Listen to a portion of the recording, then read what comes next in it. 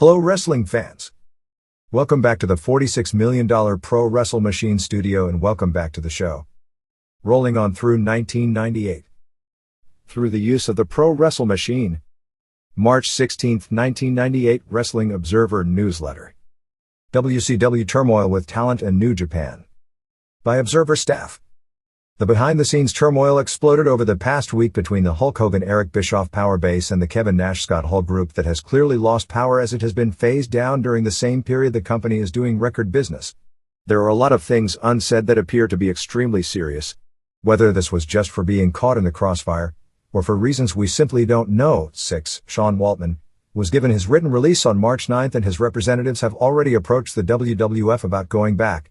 It was weird because even after he was fired, later that night on Nitro he was being plugged for autograph sessions, kicking off some first-day sales for later this week, as the announcers weren't given the word he was gone. Nash and Hall did get significant interview time separately from Hogan on Nitro. Hall didn't do his survey, and made a point of bringing up that he wouldn't be doing it. Nash put on a Hogan t-shirt, but seemed less than thrilled about outwardly being a good soldier for television purposes. The problems had gotten bad enough that Bischoff noted that both were under contract until the end of 2001, and basically if they wanted to quit as the subject of them getting a release was broached, they couldn't work anywhere else for that length of time, which was a reality check, but also invites people already with a reputation for being disruptive forces from working harder at living up to that reputation. Neither was at Thunder on March 5th, which I'm not clear as to whether they were kept away due to the heat being at its peak that day, whether Nash didn't come claiming a back injury, which was the excuse given on television, but do know Nash was vehement about not doing the angle on March 2nd where Giant Power bombed him. But the angle, which was Hogan's idea and got a huge pop, was done anyway. The problems were much bigger than the petty storyline stuff, although Hall and Nash didn't like the pecking order stuff Hogan has been doing since it is a shoot. Ed Leslie being brought in as Hogan's enforcer has become a pretty big deal to several people. The original plan was to break up the Wolfpack from the NWO in early 1998, which would put Hall and Nash in the top program working against Hogan and Savage, but Hogan nixed the plan, basically not letting them up to his level, saying it wasn't the time to do an internal NWO feud, and immediately after started the feud, but instead to bring Savage back up to the top level and leave everyone else clearly in secondary issues. But with Hall and Nash, not to mention Ric Flair, Bret Hart and Lex Luger as well, all being off Thunder and the show being totally based around Hogan and Randy Savage, who are getting into the real personal and seemingly legitimate issues with each other, which is what people want out of wrestling right now. The whole idea why Hart versus Michaels worked so well, except their personal issues existed outside the fantasy framework, the show drew a record rating. This solidified Hogan's perception as the guy who drives the ratings and buy rates and who the company will continue to be built around. Hall finally got to do his first interview for his title match with Sting on March 15th, just 6 days before the show. But Hogan, after giving the strap to Sting in San Francisco, the next night on television clearly positioned the title and Sting as a second-level issue. Also on March 5th, there was a heated discussion between Chris Benoit and Raven regarding their program.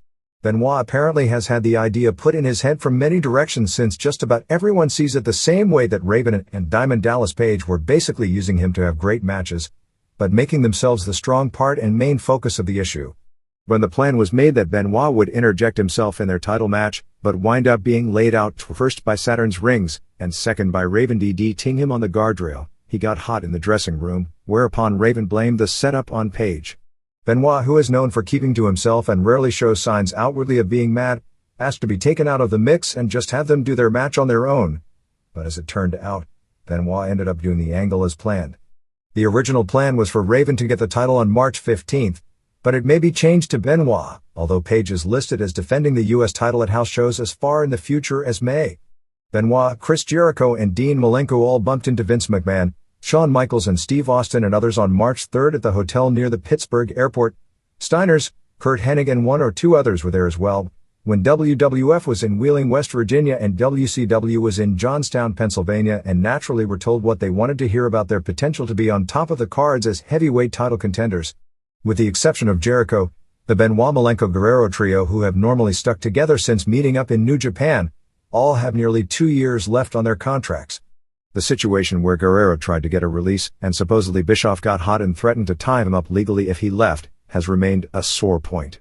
WCW appears really high on Jericho because of how he's gotten his personality over since going heel, but everyone else in the industry has recognized that as well.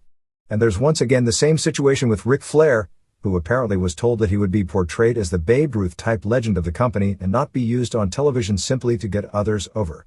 Flair was originally scheduled to score a clean pin on Bryan Adams on the March 9th Nitro from Winston-Salem, but with all the other problems, it was first changed to him doing an interview on the show and not wrestling. And later he ended up working with Curt Hennig, which was a much better match and made a lot more sense than it would have been with Adams. But the end result wound up with Flair again getting beaten up and needing to be saved rather than getting his revenge in Winston-Salem, where he is still the most popular wrestler. Flair's reaction at the show was said to have been off the charts.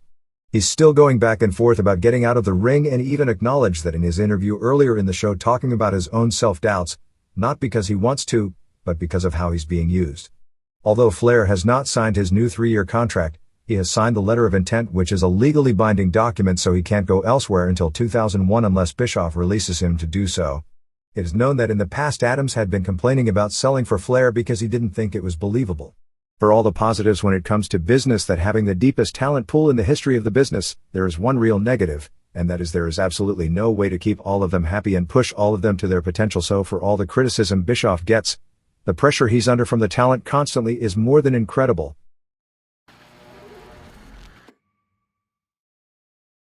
Just as WCW as a business has reached yet another new peak of popularity, and if the internal conflicts weren't enough, external problems relating to Japan and Mexican deals have cropped up as well. While no official announcement has been made by either side, the belief is for a number of reasons that the New Japan WCW deal, which was believed to be hanging by a thread 1 week ago, may end up having that thread cut imminently. However, on the Mexican front, it appears most of the problems have been settled, with WCW allowing its wrestlers to work in Mexico and Conan being officially reinstated as the intermediary between WCW and Promo Azteca. The exact situation relating to the New Japan WCW deal is subject to an incredible amount of rumors and speculation. What is known is that the two companies had a joint bank account in which each company put up $500,000, which was used to pay WCW talent and working for New Japan and New Japan talent working in WCW. New Japan first withdrew its money from the account, and WCW followed by withdrawing its money from the account, seemingly putting the partnership in jeopardy. There is a separate deal where New Japan pays WCW a sum, either $750,000 or $1 million per year, to book foreign talent to the company, a deal that was recently renewed through the end of 1998.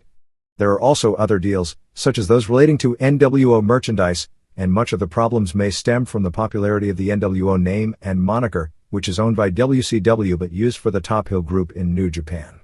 Over the past several weeks, New Japan and Masahiro Chono, who heads the Japanese branch of the NWO, have started to slowly phase down the NWO in favor of Aristrist, a German term meaning something similar to the best, which is the name of a clothing line put out by Martina Chono, Masahiro's wife. Chono, Keiji Muto and Big Titan have been regularly on television wearing Aristrist necklaces and sometimes Aristrist shirts as opposed to NWO shirts. WCW gets a certain percentage of the sales of NWO merchandise, and there is constant haggling over the nature of the sales, leading New Japan to figure they could just slide it over to a new name they own and keep the merchandise, and with Chono so popular, there would no effect on business. This would give Chono a way to get his wife's label over mainstream and also allow him to get a percentage of the merchandise that he's the key player in getting over in Japan, as he doesn't get a cut of the NWO gimmicks. In addition, WCW has threatened legal action against Weekly Pro Wrestling for publishing a book on Chono which has an NWO logo on the cover and cutouts of NWO trading cards in the book, and having a calendar inset in its first magazine of 1998 with the NWO logo on the inset, which WCW apparently believed the company was selling as a separate entity. The magazine has ceased using the NWO logo in any of its graphics when covering New Japan, but the nuisance letter has resulted in a worsening of WCW relations with Japan at a time when WWF has gone out of its way to cultivate relations with the same media. There was also a problem that escalated to the point of silliness when New Japan signed Rick Bogner, Big Titan, formerly WWF's second Razor Ramon, as a member of Chono's group. WCW didn't want Bogner as part of the NWO, as Bischoff has the rights to decide who can and can't be a member of the group in Japan. The original angle gave the impression he would be, but then it was made clear that he was part of Aristrist run by Chono as an offshoot of the NWO, similar to the Wolfpack in WCW as an NWO offshoot. However, Titan was not a part of NWO. WCW went so far as to try and get, unsuccessfully, for New Japan to not allow Bogner to work as part of a tag team with the NWO members, and in particular Jeff Farmer, NWO Sting, and Scott Norton on the last tour, which New Japan didn't agree to. Apparently WCW also attempted to get the IWGP Heavyweight belt for Norton, and from the booking, it appears that New Japan was at least going along with the idea of it since champion Kensuke Sasaki put Norton over in a non-title match on February 15th at Budokan Hall, which was done to set up the title match at the April 4th Tokyo Dome show. However, when the Dome show lineup was announced, it was Tatsumi Fujinami, not Norton, getting the title shot, and Norton, nor any WCW talent, was even booked on the show. New Japan also canceled bookings of WCW talent for the May tour. As of this weekend, New Japan is still using Chono's Hill Group as the NWO, which has become such a hot entity that in the recent popularity poll in Weekly Gong magazine, the two most popular natives, Keiji Muto and Chono, and the second through fifth most popular foreign wrestlers behind perennial legend Stan Hansen, Scott Norton, NWO Sting, Hulk Hogan and Marcus Bagwell, were all NWO members. New Japan doesn't appear to be dropping the NWO angle after this tour ends on March 22nd either, as a stipulation was added to the April 4th Tokyo Dome show in the tag title match where Muto and Chono defend against Shinya Hashimoto and Osamu Nishimura, in that if Hashimoto and Nishimura lose the match, then Nishimura has to join the NWO. New Japan's official company monthly magazine has stopped covering WCW news. One would think New Japan would be dissatisfied with what they were getting for their money, as when the deal was first solidified, WCW wasn't the hot company it is today, and the deal seemed more important to them, as it sent all its major stars with the exception of Hulk Hogan to Japan in 1995 and 1996 before sending a lesser crew for the 1997 tours. In addition, the Steiner brothers, Eddie Guerrero, Chris Benoit, Chris Jericho and Dean Malenko, who originally were working as regulars for New Japan, with the exception of Jericho, who signed with WCW partially as a way to get booked into New Japan, and came to WCW partially because it would enable them to continue regularly working Japan when New Japan was attempting to make WCW its exclusive providers of foreign headline talent.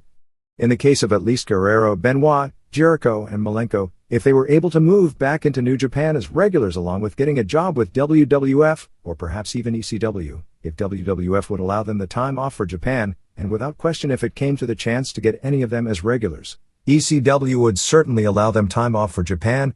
Once their WCW deals expire, it could make it very competitive financially for them not to stay, as right now finances are the main motivating factor in most wrestlers being in WCW, since the lack of upward mobility is a constant frustrating point, at least to the wrestlers who take major pride in their work.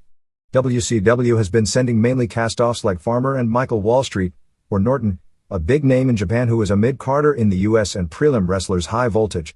Even Bagwell, whose star actually shined first in Japan as a heel, is no longer booked there. Voltage, originally planned to spend the year in Japan and return with a push having gained more experience, are already back. And there was always constant heat in Japan on liaison Sonny Ono, whose understanding and background in wrestling was always questioned. Yuji Nagata, who has been working prelims in WCW, is being talked about as winding up back in Japan if the deal falls apart, although he is currently listed on WCW booking sheets as far out as is currently finalized, which is through May. But without question things got worse this week when Giant Baba made public that WCW had offered to send him talent for the May 1st Tokyo Dome show. Baba turned down the offer, but that was the first time it became public in Japan that WCW had supposedly gone behind their business partners New Japan's back to try and make a deal with their competition. At the same time, representatives from the Sumitomo Corporation and TV Asahi, the same network that broadcasts New Japan in a poor late Saturday night post-midnight time slot, were coming to Atlanta to meet with Bischoff on March 11th. The meetings appear to be about a potential deal to get Nitro, which at this point is only on the limited exposure Samurai TV network, more exposure, which theoretically would lead to WCW to at least attempting to run big shows in Japan on its own. The worsening of relations has already started speculation of perhaps New Japan, if the deal falls completely apart, starting relations with the WWF, which has been unable to put together a deal with All Japan. The belief seems to be that Riki Choshu and Masa Saito would be strongly against such an alliance because Choshu has shifted the company away from where foreigners mean much in the mix, and both remember the bitterness from the mid-80s when the original New Japan/WWF alliance fell apart. When Vince McMahon Sr. ran the WWF and Hisashi Shinra ran New Japan, they had a working agreement which resulted in McMahon sending over people like Andre the Giant, Hulk Hogan, Masked Superstar, Adrian Adonis, Bob Orton, and Bob Backlund, who, at least the first two, were the biggest foreign draws during a boom period in the company. However, when McMahon Sr. expanded the WWF nationally, because of the wrestling war in the US, McMahon would continually cancel heavily advertised New Japan tours with Hogan and the deal fell apart. However, with the exception of McMahon himself, this WWF is entirely different from the WWF of 1985. New Japan booked foreign talent both on its own, and also for a few years had a business relationship with Fritz von Erich and World Class Wrestling brokered by Bruiser Brody before it also fell apart, and New Japan again booked foreign talent on its own until the first relationship with WCW put together by Jim Herd, which fell apart under Bill Watts, and was put back together by Eric Bischoff. In a correction from last week's story, WCW was attempting to broker a deal between Promo Azteca and Univision in the United States, not Telemundo, which is a different Spanish-language television network. Telemundo, which is in the midst of a sale to Sony, isn't looking to add any new programming until the sale is complete, which is expected to be finalized over the summer. Promo Azteca on its own has considered trying to make a deal with Telemundo after the sale, although recognizing that any deal not authorized by WCW with WCW not involved with would mean an inability to use WCW talent on that television show, which is the most marketable talent the company has. There have even been discussions about potentially breaking the promotion up into two different entities with separate weekly television, one which would feature the 15 Mexican wrestlers under contract to WCW and air on Univision, and the other going to Telemundo, provided Telemundo would pay for programming, which is a big if. That would include Azteca talent not under WCW contract. The problems between the two promotions were settled, at least for the time being, by Bischoff and Connon before Thunder on March 5th in Columbus, Ohio. The next morning, Sharon Sidello called Promo Azteca and said that Connon had been officially reinstated as the liaison between the two companies and that for the next 30 days, there would be no problem using the WCW contracted wrestlers in Azteca when they aren't booked with WCW. Even before the call was made, several of the wrestlers that this would relate to were still accepting Azteca and Mexican independent bookings, ignoring the letter sent several days earlier. After that point, Sidello apparently told Azteca that WCW wants them to pay them rights fees to use the wrestlers, although others have indicated Bischoff's feelings may be more that they can all work the next 30 days without any problems, and at that point he'll make a decision as to the future.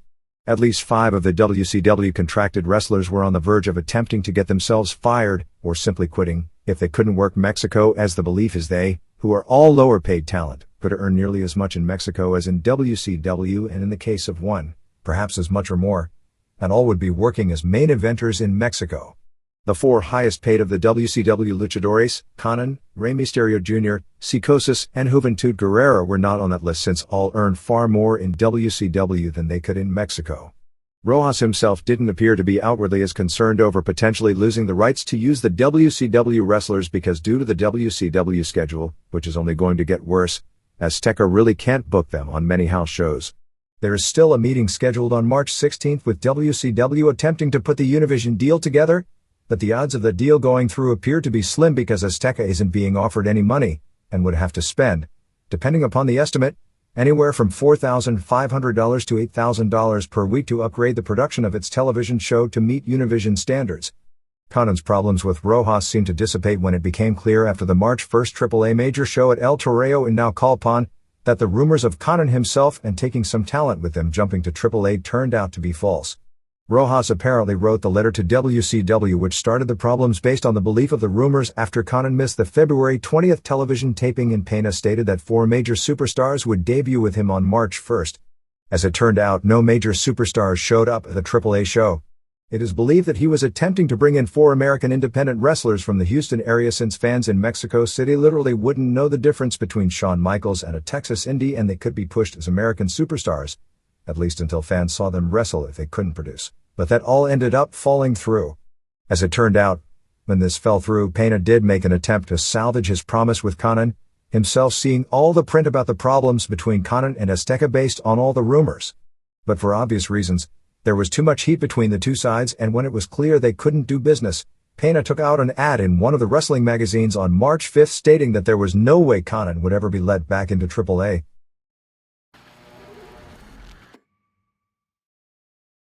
The tradition of Memphis Wrestling, a television show that at one time drew mind-boggling numbers in the late 70s through the late 80s on WMC-TV, will be returning on April 18th with the formation of a new company called Memphis Power Pro Wrestling.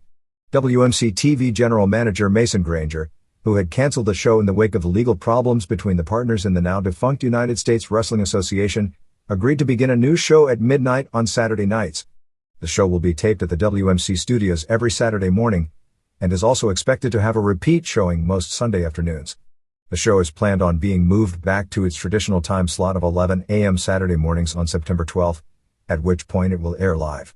During the glory days of Memphis wrestling, the weekly TV show did upwards of a 20 rating and 70 share, making it by far the highest rated wrestling television show in the country and perhaps the world. Randy Hales, the longtime general manager of the USWA before leaving after a falling out with Larry Burton, Larry Burtman, is listed at 100% owner of the new company. Hales has mentioned Sid Vicious and Miss Texas, Jacqueline in WCW, as the top stars he's planning on using, and has been mum about the obvious names, Jerry Lawler and Brian Christopher, who were the backbone of the old company. It is believed the remainder of the talent will be the type of wrestlers such as PG-13 Spellbinder, Bill Dundee and the like, which were with the old USWA, since Lawler is still involved in legal proceedings regarding the end of the old company, which he was part owner of. His name hasn't been publicly associated with the group, but it is somewhat known he's going to be, along with Hales, the main power in the company, but there will be no on-paper ownership interest in the company.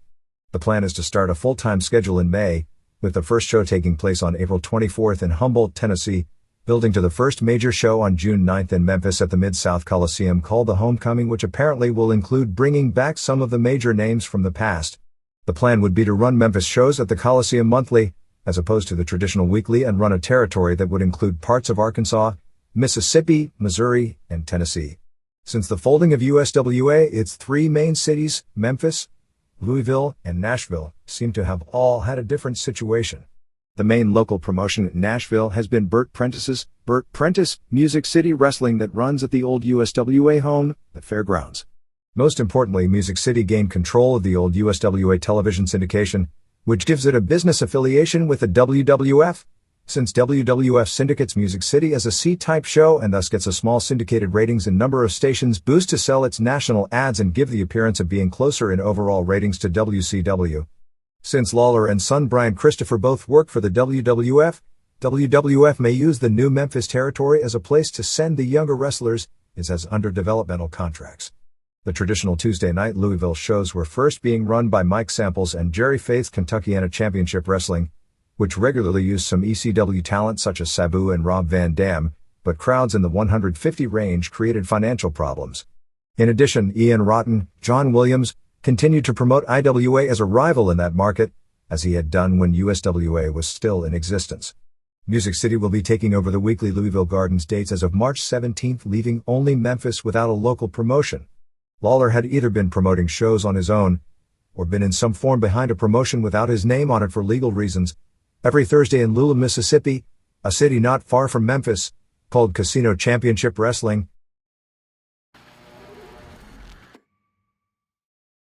A major mini-battle in the midst of the big war is going to take place on April 27th, when WWF has Raw booked in Hampton, Virginia at the Coliseum, and WCW has Nitro booked the same night in the same metropolitan area at the Norfolk Scope Arena. As anyone who has followed wrestling for any length of time would know, despite frequent protests of both sides not being concerned and this being a coincidence of booking, this is no coincidence. It ended up being a game with both companies moving their on-sale dates forward in an attempt to get the jump. A game won by WWF, which sent Undertaker to Norfolk to do advance work and put tickets on sale on March 9th, and did a strong first day, 4 days ahead of WCW's on-sale date, where they were sending the Nitro Girls and Harlem Heat to the naval base. This is the first major head-to-head battle since June 28th, when both companies ran the Los Angeles market with major house shows, which, as it turned out, was the same night as the Mike Tyson-Evander Holyfield fight. While WCW outdrew WWF, it paid a heavy price, spending more than $100,000 in advertising on the show, with the show actually running at a loss while the WWF event was profitable.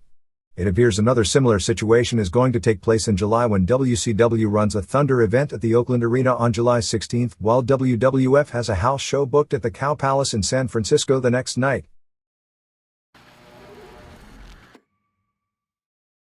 From time to time, a regular feature in specialized sports magazines would be to examine Hall of Fame credentials of active players. Sports Illustrated did that a few months back with its resident football expert Paul Zimmerman talking about current football superstars like Barry Sanders, John Elway, Dan Marino, Jerry Rice, etc., who are sure things, and then doing a few probables, maybes and near misses or too early to tells. We've been doing Hall of Fame issues the past 2 Augusts in these pages. Pro Wrestling, being different from shoot sports like baseball or football because those sports are performance-oriented and wrestling has many orientations, performance entertainment and money-drawing power. The advantage for pro wrestling is that the physical athletic prime of an athlete usually precedes the peak of his drawing power by several years, although there are exceptions. In pro wrestling, there are several stages that can be taken advantage of. The young hot period, the veteran on top period, and even the post-40 George Foreman deal when done correctly, and wrestling has the ability to do all of those levels correctly since it controls the outcomes. Between that and the fact that it seems that some people never retire, the classic sports waiting 5 years after retirement before consideration just isn't practical. I mean, we'd all be dead before Baba is even eligible and he's already 60. So we've taken either the age of 35 of 15 years as a pro as the criteria for being eligible. Of active wrestlers, promoters and performers, quite a number have already been listed: Pero Aguayo, Giant Baba, Abdullah the Butcher Kanek, Negro Casas, Ricky Choshu, Jim Cornette, Ric Flair, Tatsumi Fujinami, Dory Funk Jr., Terry Funk, Stan Hansen, Bret Hart, Bobby Heenan, Hulk Hogan, Antonio Inoki, Toshiaki Kawada, Jerry Lawler, Devil Masami, Mil Mascaras, Tiger Mask Sayama, Vince McMahon Jr., Mitsuharu Misawa, Chigusa Nagayo, Atsushi Onita, Antonio Pena, Roddy Piper, Dusty Rhodes, Road Warriors, Leo Del Santo, Randy Savage, Nobuhiko Takada, Genichiro Tenryu, Jumbo Tsuruta, Big Van Vader, and Jaguar Yokota. All Hall of Fames are subjective to begin with, but pro wrestling has to be the hardest because there are no cold facts you can look at like statistics in real sports that are meaningful other than drawing big crowds, and a lot of those depend on correct circumstances rather than showing career-long success. So let's make some quick thoughts on some of the others with their ages and number of years active. Age of 35 or more or 15 or more years active means they should be under consideration for August. Linus Asuka, 34, 18, she almost becomes the Baseball Hall of Fame argument point.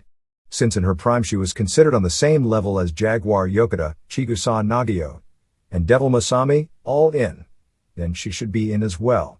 Certainly in her prime she was part of the most popular women's tag team ever and maybe ever will be. She was one hell of a worker as well. I can't come up with a stronger argument against her being in other than since her return from retirement, she's been a star for small promotions but not really been a big deal, and you'd think a Hall of Famer should always be a big deal. Steve Austin, 33, 9, not yet, but 2 more years like this past one and barring the career-ending injury. And he looks like just for impact and stardom alone that he'll be an easy pick. And if he doesn't get the career-ending injury, he's probably made as a superstar for the next 10 years easy. Chris Benoit, 30, 13, he's only 30, but just from a working standpoint has to be one of the 2 or 3 greatest junior heavyweights of all time. Never a major draw, but someone with that kind of ability and the caliber of matches he's had for years has to be seriously considered. Eric Bischoff, 41, 10 too soon. That promoter's on the list, with the exception of Antonio Pena, who totally revolutionized a business in his country and created more young stars than almost anyone, proved their worth over more than 10-year periods. There are plenty of promoters who have had hot runs. A promoter has to be judged historically on not only the peak but also the length of his run. Cien Caras, 48, 24, Mexico's top heavyweight, hailed from the mid-70s through the mid-90s. Hey, I think he sucks too, but he's a definite superstar in that culture. I'd vote no on this one. Dos Caras, 47, 26, I've been debating this name since the first year. I don't know that he was ever really a big draw. He never got out of his legendary brother's shadow in either the US or Japan. But for his time he was probably the best heavyweight worker in Mexico and one incredibly underrated mat technician. Masahiro Chono, 34, 14, a charismatic superstar. Again, this is one that will be better viewed a few years down the line. Ultimo Dragon, 31, 11, one of the greatest, smoothest workers ever. Played a major part in popularizing lucha libre in Japan and being a top name in Mexico. He's only 31, so his future will tell the tale, but despite his nonentity role in WCW, he's one to be considered. Certainly his list of championships around the world is unparalleled for whatever that is worth.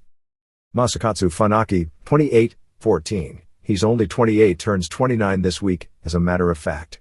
This opinion may be debated by many, but simply because he's a guy who was a surefire pro superstar who literally risked his career to start what is a shoot sport, or as close to a shoot sport as pro wrestling has ever been in this century on a big-time basis, and became one of the great submission artists in the world for real. My feeling is he's in for impact on the business no matter how the rest of his career turns out.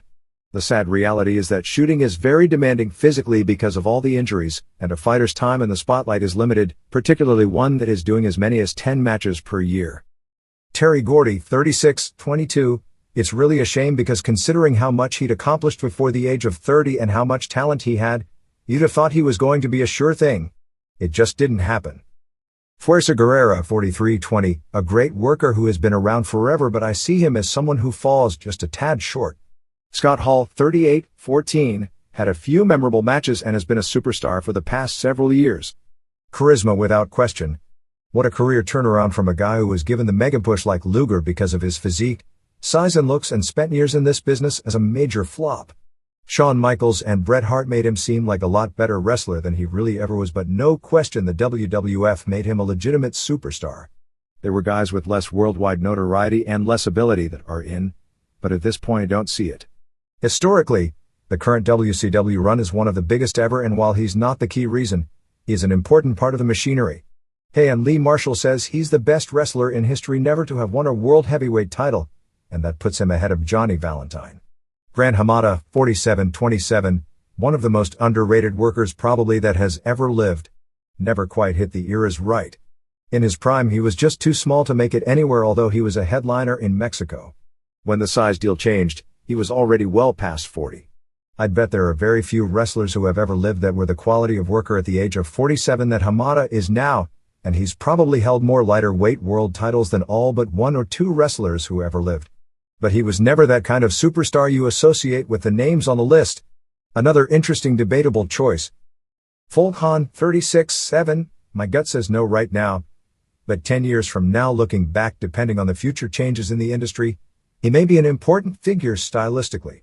He also may be a great submission worker who historically won't mean a thing.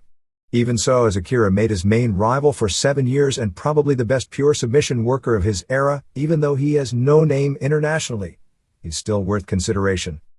Owen Hart, 32, 14, not yet, but he's accomplished more at this age than his brother did. Hiroshi Hase, 36, 13, another interesting debatable name. A great wrestler who not only participated in the Olympics, but also went on to become one of the top 5 workers in the business, an even more important behind-the-scenes player, and eventually a senator. A major star, but never a headline world champion-level star. Left at his peak to go into politics. Was Riki Choshu's assistant booker during one of the hot periods for any promotion in history. Maybe the combination of his in-the-ring and his behind-the-scenes power makes up for that his career as a wrestling star never quite reached the level it probably should have. Shinya Hashimoto, 32, 14, just based on his record for headlining more shows that drew more than 60,000 fans than anyone who ever lived makes him a definite. A good worker, excellent when it comes to drama and believability, and with speed that is surprising considering his awful physique. Michael Hayes, 38, 22, that spot on Raw in Dallas brought back a lot of memories. This was the top heat-getting heel in the profession some 14 years ago. Never a great worker, but a great talker and part of some legendary business runs, and as much as anyone else deserves credit for popularizing ring entrance music. Still, his career flamed out too young. We always knew in 1984 that the free bird was never going to one who would age gracefully in this business. Little did we know just how on the mark that was. Kurt Hennig, 39, 19, at his peak was one hell of a worker. My feeling is that he was better in the ring than the vast majority in, and he was a big star, but never quite reached the top level of stardom. Most of his work in every role since 1991 has done nothing to help his cause. Paul Heyman, 32, 12, someone to be considered not as a manager, but as a booker and company owner. He did innovate a lot of ideas that the major companies took and is responsible to a great deal with the current direction of at least the WWF. Still, we've got very few promoters in and there are plenty who have had more success. It's a possibility, maybe even a probability 10 years down the line if he accomplishes what many feel he will, but now is way premature. Akira Hokuto, 13, in. Not even debatable. Probably the best woman wrestler ever when it comes to ring psychology, and she was the biggest star on the women's show that drew 42,500 to the Tokyo Dome. Kyoko Inoue, 2810, an awfully great worker. Maybe it's an aversion to too many women from the same era, so I'm leaning against it. Cactus Jack, 32-15, not the level of superstar when it comes to drawing power as most of the names in there, but my feeling is when people look back, he's in just based on all those Best Brawler awards, legendary matches and the intangible of just how much heart and being such a unique figure. Kenta Kobashi, 30-11, barring injury, a sure thing. Asia Kong, 27-12, an interesting choice. It's almost the argument that since Dump Matsumoto is in, Asia Kong should also be in. Dump got a lot more heat in her heyday even if she wasn't close to the worker Asia was. Asia does deserve a lot of credit for popularizing women's wrestling to male wrestling fans in Japan who shunned it, and she was a headliner during a hot period for a company that drew absolutely amazing gates for a women's promotion. Jushin Liger, 33-14, if he never wrestles another match in his life, he's a first ballot sure thing. Liz Mark, 48-24, one of the real legendary flyers in Mexico, who is still a main event wrestler today after nearly 3 decades in. Lex Luger, 39-13, okay. Superstar Billy Graham was a big name largely just for his physique, so there is a precedent, and Graham probably wasn't even as good a worker as Luger, although he was more colorful and a better interview to be sure. But Graham paved the way for Hulk Hogan and was, with the possible exception of the Sheik, the single biggest drawing heel in the country during the 70s. Luger doesn't qualify even though he's been given more chances to shine than almost anyone because of that physique. Shawn Michaels, 32-14, a sure thing. Keiji Muto, 35-14. I see him as a guy who is being groomed to be an all-time legend, but time will tell where he is in 5 years, and that will tell the tale. A great worker when he had his working shoes on, but not consistent enough to make it just on work alone. A big star, but right on the bubble as far as whether he's a big enough star. My feeling is based on his decline in the ring last year, that this is someone leaning in but that we should reserve judgment. Bull Nakano, 30-15. She was without question the top woman wrestler in the business between hot eras. She was just hitting her stride in the Crush Gals era, and she was on top at fading during the early 90s supercard period. A fantastic worker, and a major name. Always described to me as a female Jumbo Tsuruta, and Tsuruta is no-brainer pick. Thinking about her stardom at her peak, I'd have to give her the nod. Kevin Nash, 39-8. You can never tell the future, but at this point not in our lifetime. Blue Panther, 37-21. Not quite the name, always one step below. One hell of a mat wrestler, like a Mexican version of Dean Malenko, but a much bigger star than Malenko ever was. La Parka, 32-12. If he had never gone to WCW, I'd say he was on his way. He was going to be the Mexican version of Dusty Rhodes, as a charismatic headliner for more than a decade. The Mexican economy derailed his trip and sent him north to be a jobber. Jake Roberts, 42-23, never a great worker, but a great wrestling psychologist who made a huge name in the business from the glory days of the WWF. He was never actually a consistent headliner, but was near the top for years when wrestling had a lot of television exposure, and is probably better remembered than most of those who did headline. I don't see it, but his name is so big that it's a name worth debating. Jim Ross, 45-23, the best announcer of the era. Also Vince McMahon's top assistant during one of the hottest business periods in history. His critics could also being up. He was also a major player behind the scenes when WCW was losing about as much money as any wrestling company in history. My feeling just for announcing, he belongs in and the rest is just icing. Masa Saito, 55-33, since he'll be officially retiring this year, although in reality he's pretty much done as a wrestler, this is a name to think about. Another of those most underrated for life wrestlers. He was a star everywhere he went, generally as part of a Japanese Hill tag team, but never a major singles headliner until his big 80s program with Antonio Inoki climaxing in the legendary Jungle match. Was one of the best workers of his day, and came back after the age of 40 after 2 years in prison to have the greatest success of his career. He reminds me a lot of Dick Murdoch, who was one of those guys right on the bubble, so to speak. Great Sasuke, 28-9, depends on the future as he's only 28 years old. But his body is probably broken down more than any 28-year-old in the business. If Michinoku Pro Wrestling is around for the long haul, and if he can work at somewhere near his current level for many more years, he probably should be in, if only for starting a cult promotion and keeping it going, and having so many great matches, and making himself into a celebrity through excellent self-promotion. Ken Shamrock, 34-9, on paper this seems premature, but let's look at credentials. First Pancrase champion, which made him the first champion of a major league shoot, or at least as close to it as has ever been in this century, wrestling promotion. First UFC Superfight champion, which made him the first total shoot champion. Drew the 2 biggest buy rates in history for shoot matches. Definitely not when it comes to his accomplishments in traditional work pro wrestling, but without question is going to end up historically as a major figure in the total concept of the pro wrestling world. Davey Boy Smith, 35, 20, a legendary tag team with Dynamite Kid, but I don't see him as a Hall of Fame wrestler. Jimmy Snuka, 54, 29, someone to really think about. I'm leaning toward putting him in.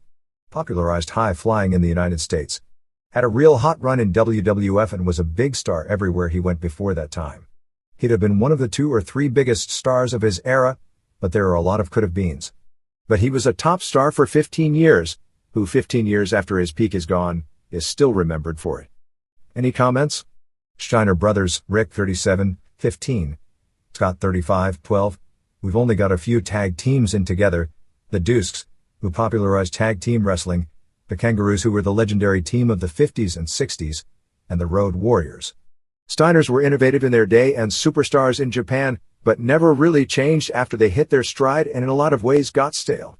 They were also never headliners on their own and top draws, although they were important near the top of many successful shows. Close, but I don't see it at this point. Sting, 38-13, a guy who has been given plenty of opportunity.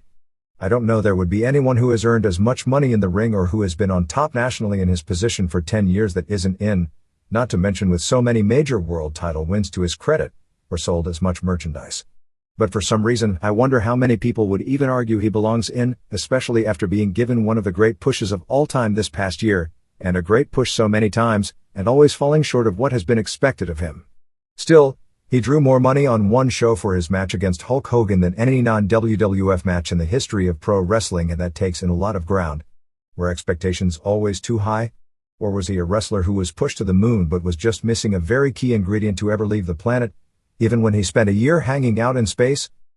Akira Taue, 36, 11, just don't see it, even though he's been a part of some of the greatest wrestling matches there probably ever have been. I see that as being a lucky person to be in the right place at the right time, and that there are lots of people who in the same situation would have been far better. Manami Toyota, 27, 11, in. Her matches set new standards not just for women's wrestling but for pro wrestling.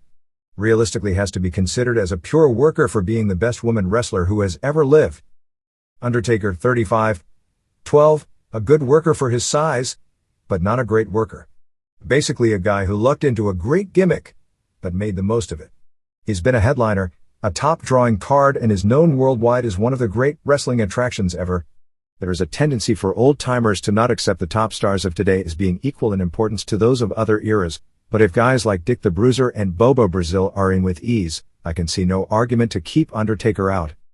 Sid Vicious, 38, 11, yeah, right? Sure was given a lot of chances, though. Steve Williams, 36, 16, had a chance at one point, but my feeling is he doesn't make it. Barry Windham, 37, 19, he was the best worker in the United States for a brief period in his prime. Another one who never quite reached the level expected of him, but he was a major star for the entire decade of the 80s and was a better wrestler than the majority of those who are in. Again, another one whose work of late has done nothing but really kill the long-term perception of his career. Larry Zbyszko, 44, 26, hey, to see if you were still paying attention, or if you actually saw him wrestle in his prime.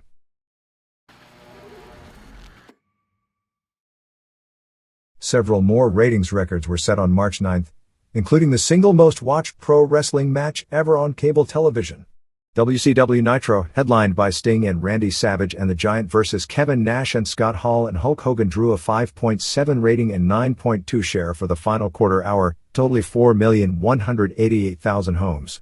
While numerous matches have drawn much higher ratings in the past, with more and more homes hooked up to cable, none have ever drawn a larger audience, which is doubly impressive since the old record set on August 25th for an Eddie Guerrero vs. Steve McMichael match at 4,153,000 homes came on a night when Raw was preempted. WCW blistered Raw in the final quarter hour by a 5.7 to 3.3 margin, despite Raw spending the show building up to a Mike Tyson interview and that Steve Austin would interfere in the Hunter Hearst-Helmsley match at the end of the show, which is really eye-opening in regard to Tyson's long-term appeal. The combined audience of a 9.0 rating and 14.8 share in that quarter tied a record set just 1 week earlier for the Tyson/Michaels angle on one show and Jim Duggan vs. Scott Steiner on the other. The actual total viewing audience during that quarter of 6,562,000 homes broke last week's record by a scant 36,000 homes. In all, WCW had its highest competitive rating in history and third biggest rating in the history of the show with a 4.94 rating, 5.00 first hour, 4.78 seconds hour, 5.05 third hour, and 7.62 share.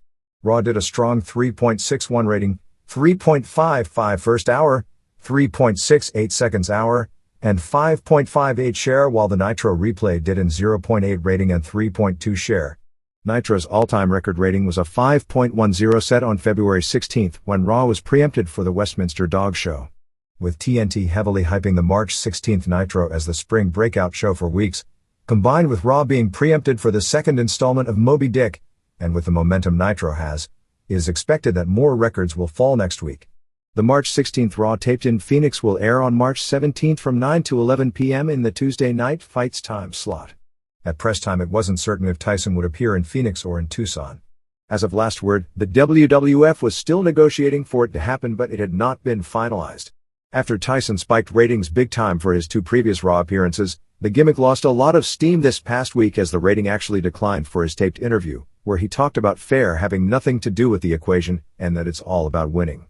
As far as rises and falls over the head-to-head 2 hours, there was a significant jump from 4.8 to 5.1 for the Saturn and Raven vs. Page and Benoit match, a drop down to 4.7 for Conan vs. Bulldog and Jericho vs. Disco, a big jump from 4.6 to 5.2 for Flair Hennig and the beginning of Scott Steiner and Norton vs. Luger and Rick Steiner, and another jump to 5.7 for the ending of that match and a six-man main event.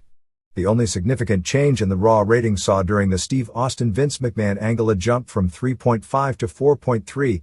At the same time, Nitro fell from 5.1 to 4.7. When the angle was over and they went back to wrestling with Cactus and Chainsaw vs. Quebecers, it dropped right back to the normal 3.6 level.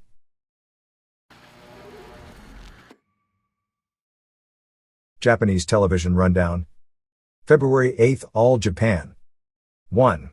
Kenta Kobashi and Johnny Ace beat Wolf Hochfield and Johnny Smith in 1740.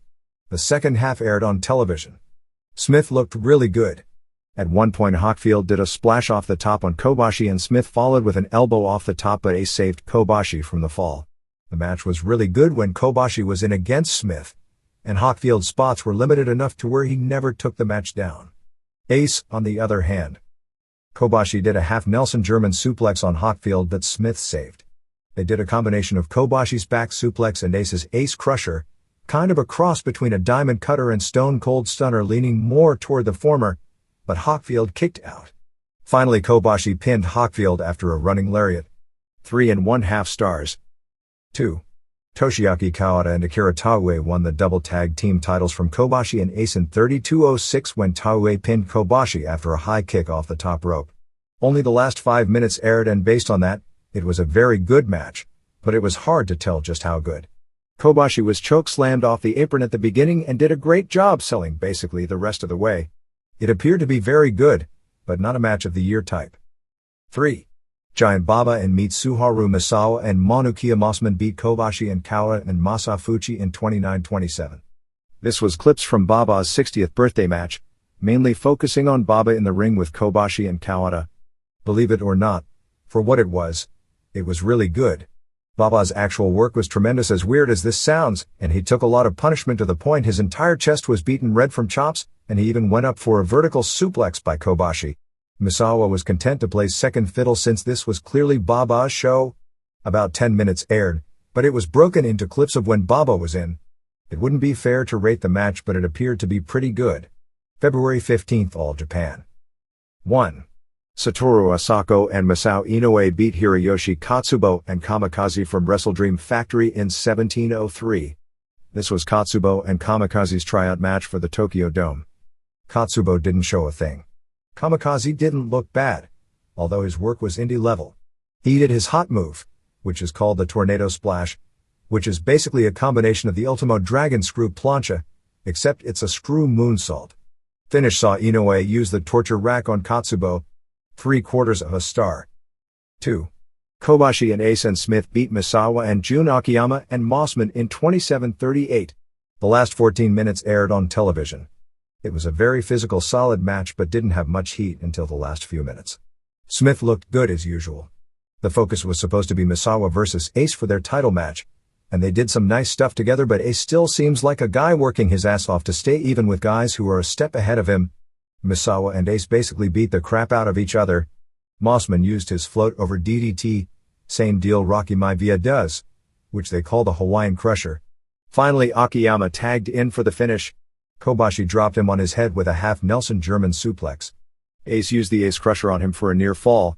He then got nailed with a double impact, basically the Road Warrior's Doomsday device, although this was a slightly more creative version.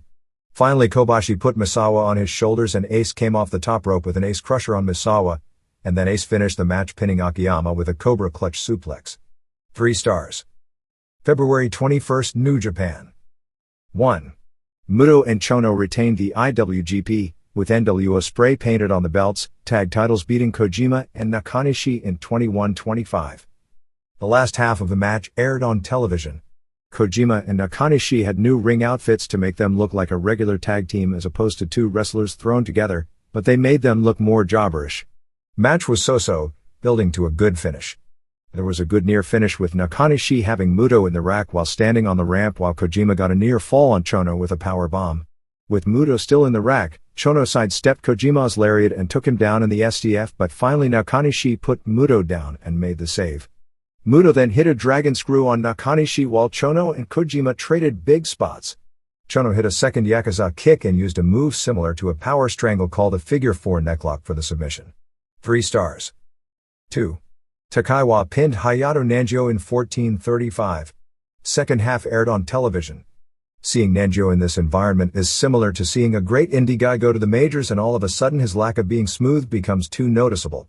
Nanjo did all kinds of hot moves, but they didn't look good in New Japan ring and the fans reacted, or didn't, accordingly.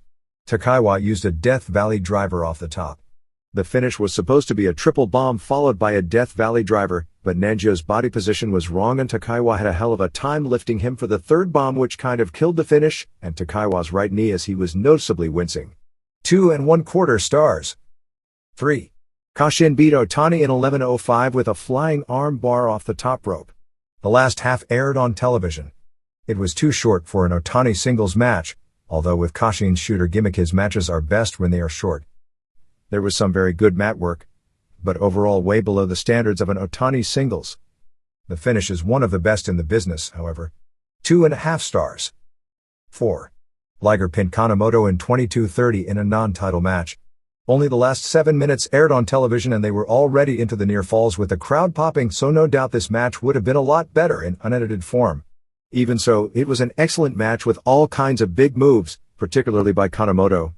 Liger's high flying is just about nil, so he's relying more and more on his palm blows with a big pop when he delivered a Super Fisherman Buster which Kanemoto kicked out of. Another hot spot was Liger charging toward Kanemoto to deliver a palm blow, but Kanemoto turning it into a Frankensteiner for a near fall. Liger ended up scoring the pin after a palm blow to the front, another to the back, and another to the front.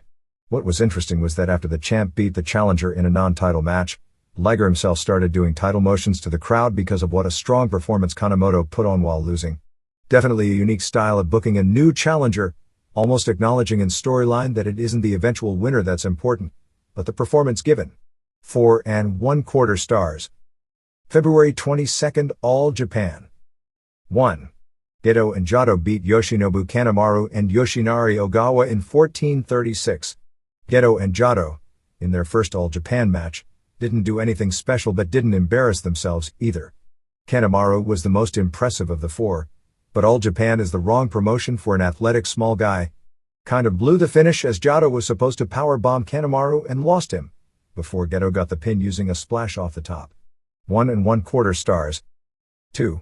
Stan Hansen and Bobby Duncombe Jr. beat Tamon Honda and Kawada in 5:05. It's funny seeing Duncombe because he looks so much like his father, and is better athletically and more impressive looking than his father ever was. He's kind of like Bryan Adams in WCW in that he's just in the wrong era for a huge guy who does nothing special, as both would have flourished as heels in the territorial days. Finish came out of nowhere as Hansen and Kawada both tagged in and Hansen lariated him for the pin. The place went nuts seeing the old warhorse score the pin. 1 1/2 star. 3.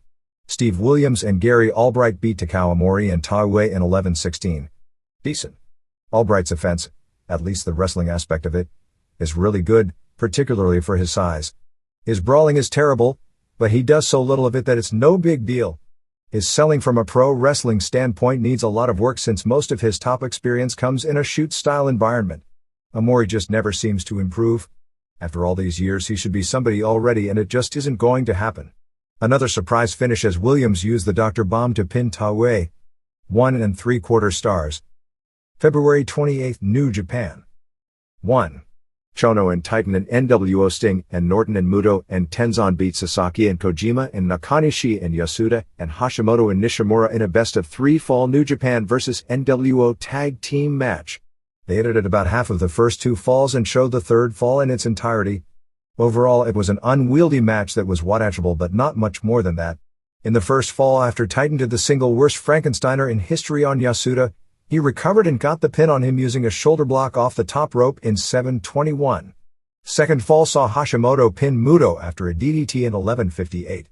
Third fall saw Norton pin Hashimoto after a powerbomb in 6:52. 1 1/4 stars. 2. Liger and Samurai and Kashin beat Takaiwa and Otani and Kanemoto in 14:55. The last 6 minutes aired on television. Before the match, they had a retirement ceremony for Norio Onaga, complete with all 6 throwing him in the air and Liger and Kanemoto as captains, both presenting him with flowers. Based on what aired, it was their typical very good match. Liger ended up pinning Takaiwa after a Super Fisherman Buster. 3 3/4 stars. 3. Ogawa beat Don Frye in 8:21. This was a shoot-style match and very solid for the style. Frye did his heel routine, doing a cheap shot on the break. All the 60s and 70s easy heat stuff works because it's within the context of reality. Ogawa got mad at the cheap shots and they exchanged punches, but with Frye as the legitimate former pro boxer, he knocked Ogawa down. Ogawa came back and got a few arm bars but Frye broke on the ropes. Frye got an arm bar but when Ogawa made the ropes, Frye wouldn't break. Ogawa got another arm bar and again broke clean, to show he wouldn't sink to Frye's level, and then nailed Frye with a stiff slap to the face and 2 quick suplexes before getting the Sankakujin for the submission in the middle. As soon as Ogawa got up after winning, Frye jumped him and was pounding on him until Antonio Inoki, who was doing color, ran in for the save. Inoki threw several punches at Frye who sold them big and they had a real hot pull-apart involving Ogawa as well. 2 1/4 stars. March 1st, All Japan. 1. Misawa pinned Ace in 33-34 to retain the Triple Crown. It was edited down to 23 minutes for television. Misawa was awesome in this match but Ace was about what would be expected given the length of the match. He worked hard, but in a lot of spots it was clear he was out of his league as a Budokan singles main event headliner. They told a good story but Ace would have those hesitations and sloppy moves. Misawa did his elbow suicida, tope finishing with an elbow smash early. The first big spot was Ace doing a DDT on the apron followed by an Ace Crusher off the apron to the floor. Ace controlled him on the mat for a long time. Ace came back about 25 minutes in with an Ace Crusher off the top rope for a near fall and a Cobra Clutch suplex but it was a mess because they both landed on the ropes. The biggest spot was basically Misawa being thrown in midair and Ace hitting the Ace Crusher, similar to a Bubba Cutter for a near fall with the crowd popping big. He then used a Cobra Clutch suplex on Misawa's head but Misawa rolled to the floor to escape from the sure pin. It's become a noted Misawa strategy in title matches. Misawa came back with a German suplex, a Dragon suplex and 2 Tiger drivers but Ace kicked out. He also splashed Ace off the top onto his back for another near fall. Not sure where this happened, but Misawa's right eye caught what was probably a kick and was swollen almost completely shut and as the match progressed, a stream of blood came out it. This added to the drama giving the look of a warrior in this 30 minutes plus match not giving up. Ace did yet another Ace Crusher for a near fall, but Misawa came back with a Dragon suplex and finished him off with a Tiger Driver 91. Tiger Driver dropped into a brainbuster type move as opposed to a power bomb type move. Ace has looked better in major singles and tag matches in the past. 3 1/2 stars.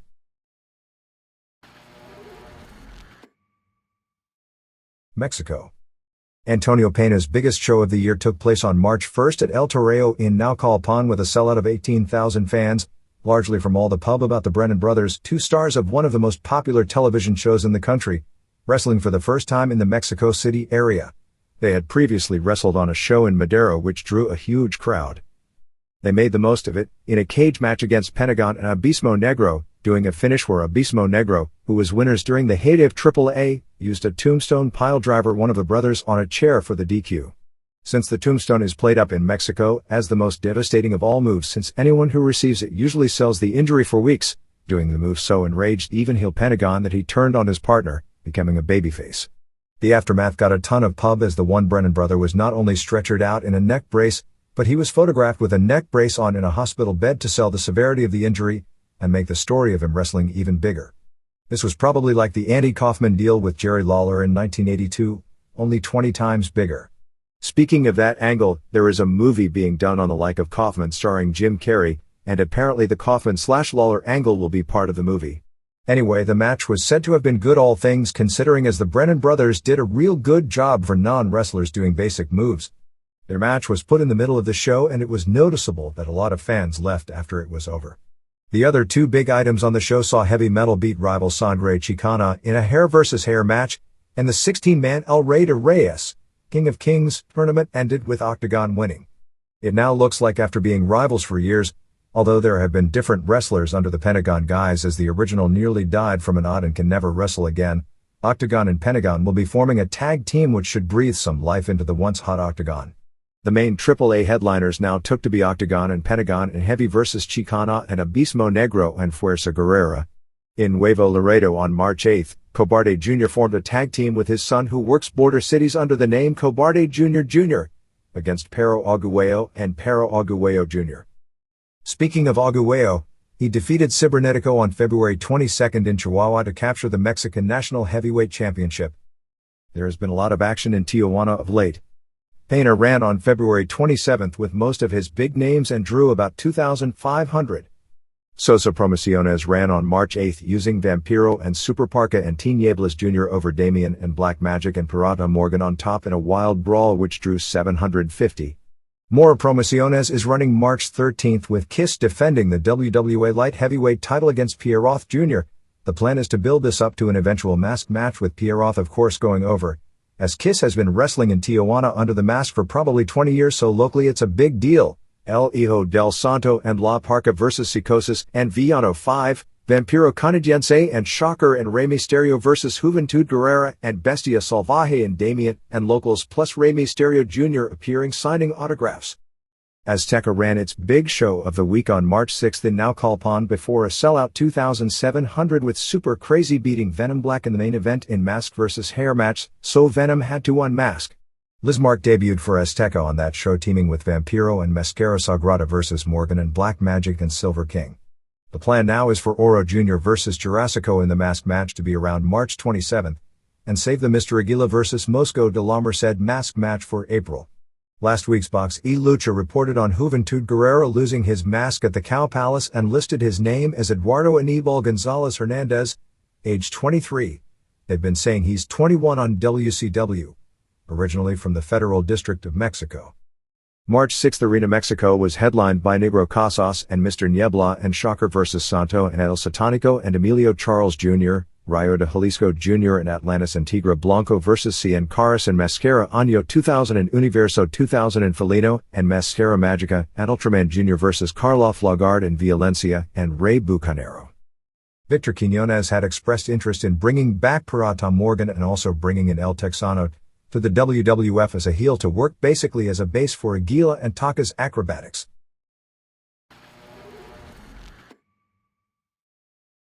All Japan. A press conference to announce at least the Mitsuharu Misawa vs. Toshiaki Kawada main event for the Tokyo Dome was scheduled to take place on March 11. The Champion Carnival Tour, which is traditionally the second biggest tour of the year, had its specific shows announced, which begins March 21 with the top 2 point getters meeting in the finals on April 18. The rules are the same as always, with all matches with a 30 minutes time limit with 2 points awarded for a win and 1 point for a draw. All Japan doesn't do DQ finishes. Here is a listing of the K matches on the tour. March 21 at Korakuen Hall has Kenta Kobashi vs. Johnny Ace and Stan Hansen vs. Gary Albright. March 22 at Korakuen Hall has Misawa vs. Akira Taue and Stan Hansen vs. Jun Akiyama. March 25 in Odawara has Misawa vs. Albright and Hansen vs. Ace. March 26 in Chiba has Kawada vs. Akiyama, Taue vs. Steve Williams and Hansen vs. Albright. March 27 in Nagaoka has Kawada vs. Kobashi, Misawa vs. Akiyama and Williams vs. Ace. March 28th in Fukui has Kobashi vs. Albright. March 29th in Nagoya has Misawa vs. Kawada, Taue vs. Akiyama and Hansen vs. Williams. March 31st in Osaka has Taue vs. Kobashi. April 1st in Okayama has Misawa vs. Kobashi and Kawada vs. Ace. April 4th in Kanazawa has Kawada vs. Williams and Taue vs. Albright. April 6th in Kokura has Misawa vs. Ace and Akiyama vs. Albright. April 7th in Kumamoto has Kawada vs. Hansen. April 8th in Sasebo has Misawa vs. Hansen. April 11th at Korakuen Hall has Kobashi vs. Akiyama and Williams vs. Albright. April 12th in Sendai has Kawada vs. Taue and Misawa vs. Williams. April 13th in Ichinoseki has Taue vs. Hansen. April 14th in Aizu Wakamatsu has Kobashi vs. Williams. April 15th in Oda has Kawada vs. Albright and Taue vs. Ace. The final night of the round robin is April 16th in Koyama with Hansen vs. Kobashi and Williams vs. Akiyama. TV ratings saw the February 15th show do a 2.6 rating and the February 22nd show did a 3.9. New Japan. Rafael Kubatuki, the Polish giant who captured the World Judo Championship in the unlimited weight class in both 1993 and 1997, has signed with this group and will be sent to Antonio Inoki's World Martial Arts Alliance, WMAA, that will be a heel shooter type of group to feud with New Japan starting later in the year. Kubatuki, 30, is listed at 7'3" and 253 pounds and is expected to debut in September as a rival of Naoya Ogawa. Ogawa and Kubatuki faced each other twice in international judo competition. In the 1993 World Championships in Hamilton, Ontario, Kubatuki won in the semifinals en route to capturing the overall championship. In the 1996 Atlanta Olympics they met again, this time with Ogawa winning. There was also a lot of mainstream press and photo ops as Ogawa, Kazuyuki Fujita and Antonio Inoki were doing their training in Okinawa at the gym when suddenly Kazuyoshi Ishii, K1 promoter, and Andy Hug, a K1 superstar who is a mainstream celebrity in Japan, showed up. Ishii said that K1 would help Inoki's UMA. Photos of Ogawa training with Hug made tons of press. Another newcomer with major credentials, Luis Balanin, debuted on March 3rd in Tokyo for Tatsumi Fujinami's Muga promotion, losing in the opener against Darren Maroons of England. Balanin, 25, was born in Caracas, Venezuela but grew up in Sendai, Japan. At Sendai High School, he captured the National High School Championship in 1989 and went on to Nippon College in Tokyo where in the 202-pound weight division, he captured the All Japan Collegiate, basically their version of the NCAA Division I championship, although in Japan they use freestyle rules. Championship 3 years running from 1993 to 1995. He was also Japanese national champion at 202 in 1995 in Greco-Roman wrestling. He represented Venezuela at 202 in freestyle in the Atlanta Olympics, but was eliminated in the second round. This past November, he joined the New Japan Dojo, but didn't last, and wound up being taken under the wing of Fujinami. It appears with the folding of the war promotion that Genichiro Tenryu will wind up working major shows as part of the Heisei Shogun promotion. This was set up when high boss Shiro Koshinaka showed up as Tenryu's mystery partner on March 10th at Korakuen Hall in a war independent show in the main event, beating Nobutaka Arai and Atsushi Kikuchi. After the match, Koshinaka said that he wanted Tenryu to join High and wrestle in New Japan. The April 30th show at Korakuen Hall will have a retirement ceremony for Norio Onaga, who will be working here as a full-time referee. The current tour began on March 6th before a sellout of 4,000 for a TV tapings in Niigata. The only foreigners on the tour are Michael Wallstreet, NWO Sting, Big Titan Dr. Wagner Jr. and La Fiera. The first 4 shows of the tour have all sold out, but there isn't much from a storyline standpoint. Masahiro Chono is trying to recruit Fujinami to join the NWO so the NWO can gain control of the IWGP heavyweight title since Fujinami has the next shot. Osamu Nishimura has challenged Chono and Muto that if they lose the tag title at the April 4th Tokyo Dome that they have to leave the NWO and join Fujinami's Muga group, although Chono has yet to accept it. This set up a major show on March 9th in Kyoto before a sellout 8,000 where Muto and Chono beat Fujinami and Nishimura in 15:29 when Muto used the figure 4 to get Nishimura to submit. Fujinami said that at the Tokyo Dome he would go back to using 2 of his favorite holds, the Dragon Rocket, which he used to beat Tenryu in a famous match in 1996, and the Dragon Suplex, which he invented and popularized in the late 70s as WWF Junior Heavyweight Champion, but hasn't used since 1988. Ogawa and Fujita are now training with Brad Rheingans in Minneapolis, no doubt working with the likes of Don Frye and Brian Johnston to put together matches for the March 22nd and April 4th show. Frye's New Japan contract has been extended through September. February 14th TV did a 1.7 rating and February 21st did a 1.8.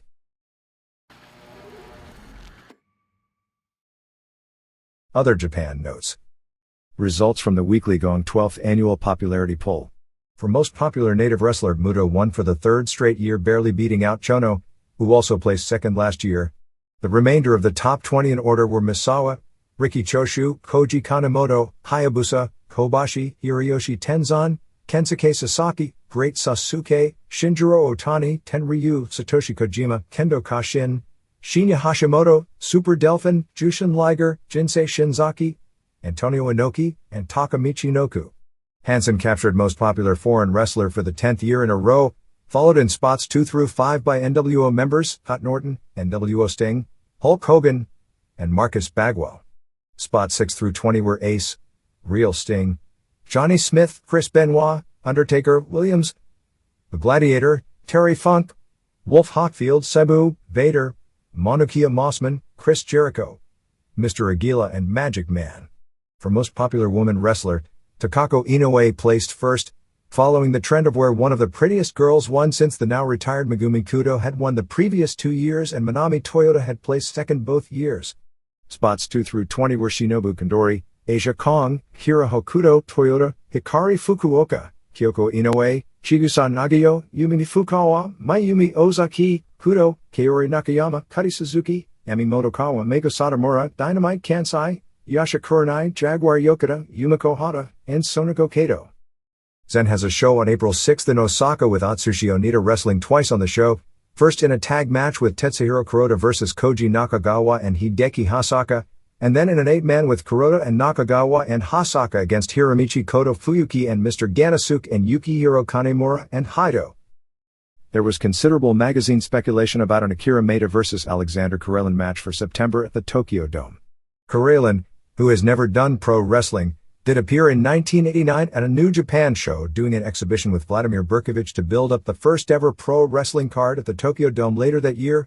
However, he didn't appear on that card. Speaking of Tokyo Domes, there is a chance, although it is remote, that Pancrase would do a 5th anniversary show at the Tokyo Dome in the fall. Several lists have to fall in line, which, realistically, are terribly unlikely to happen. 1. KRS has to fold, thus canceling the Nobuigo Takada vs. Hickson Gracie match for October 11th at the Tokyo Dome, leaving the Japanese public wanting to see a big shoot show at the Dome with a Gracie. 2. Pancrase needs to get network television coverage on the Fuji network. There have been negotiations for this, but nothing has been accomplished because Fuji doesn't want to put on any new combat shoot sport as long as K1's popularity is on the ascension. 3. Either Hickson or Hoist Gracie have to agree to face Masakatsu Funaki in the main event. Since the belief is that match would be a huge draw in Japan because the belief in Japan would be that Funaki would have a good chance to win. Unlike Takada, who has a bigger mainstream name, but it is generally realized he has no chance to beat Hickson Gracie. The sad fact of life is that if the Gracies felt that Funaki had a chance to beat either of them, that would guarantee the match not taking place. Rings is running April 16th at Osaka Furitsu Gym, being advertised locally as Maeda's last match ever in Osaka. There was a head-to-head battle on March 10th with Michinoku Pro running in Tokyo at Ota Ward Gym and War running Korakuen Hall. War drew about 1,500 while Michinoku drew an announced 1,755 with Super Delphin and Men's Teo forming a tag team beating Jinsei Shinzaki and Shoichi Funaki on top. Yoshihiro Tajiri and Minoru Fujita of Big Japan have been working the current Michinoku tour. The WWE Junior Light Heavyweight title, which was returned to MPW when the J Crown was disbanded, will be decided on March 21st in Aomori in a match with many-time champion Gran Hamada vs. Superboy. Rings ran on March 3rd at Korakuen Hall, failing to sell out with a crowd of 1,450 with Kiyoshi Tamura going over on Sergei Susarov of Russia in the main event in 9:27. The non-sellout was a bad sign for Tamura's first match since becoming the group's world heavyweight champion. He'll have another test on March 28th at NK Hall headlining against better-known Dick Frey, since Maeda won't be wrestling on that show. The contract between WoW, Japanese premium station equivalent to HBO, and JWP runs out this month and won't be renewed. Many feel that JWP's popularity will go way down without the TV exposure. Masakatsu Funaki vs. Semishult was added on as the main event on the Pancrase show on March 18 at Korakuen Hall. Boss Rutan has been vehement of late in denying that there is anything worked about Pancrase. Rutan categorized Matt Hume, who made the comments when asked in an internet interview about his one-loss record, saying you can't include the Pancrase record because some of the matches were worked, as a loser who had a 2-5 record. Rutan said that in the entire time he's been in Pancrase he's never been asked to lose, and that if there have been works, they were the fighters working it out in the office wouldn't have known about them. Rutan said he would have quit the promotion rather than done a worked match. As has been gone over to death here, while most Pancrase matches aren't works, there have been matches that have been. We know of matches where for business reasons the office asked people to lose, although I don't believe very many matches fall into that category. But even those few matches make Pancrase and K1 different from UFC, because while UFC probably has had maybe 3 matches that were worked, from every account we've heard, and believe me, if there was something different on this account we'd have heard about it, that Semaphore Entertainment Group has never been involved in fixing an outcome. Considering how few losses Rutan has suffered in his Pancrase career, I believe the only people who have beaten him are Funaki early in his career when Rutan was more inexperienced on the ground, Ken Shamrock twice via submission and Frank Shamrock once via a decision. I don't doubt that he's never been asked to lose. JD ran the biggest show in its history on March 8 at Yokohama Bunka Gym before an announced 3,400. The show was headlined by an 8-woman bout where Itsuko Mita and Mima Shimoda and Saya Endo and Chikako Shiratori beat Linus Asuka and Shark Tsuchiya and Bloody and Ryura via DQ to set up a Texas death match on a future show. The show included wrestlers from LLPW, IWA, AJW, SPWF, JWP and GIA in a younger girls tag team tournament won by Momoe Nakanishi, AJW, probably the best worker of all the younger girls in Japan, and Sumi Sakai, JD, beating Kanako Matoya, JWP and Yuko Kosugi, JD, in the finals. They also held a Vale Tudo rules match to create their first JD Martial Arts Queen won by JD referee Yoko Takahashi, who has done several Vale Tudo matches in the past, beating Megumi Yabushida, who was a former national women's champion in judo. Nobuhiko Takada's gym in Tokyo opened to the public on March 6.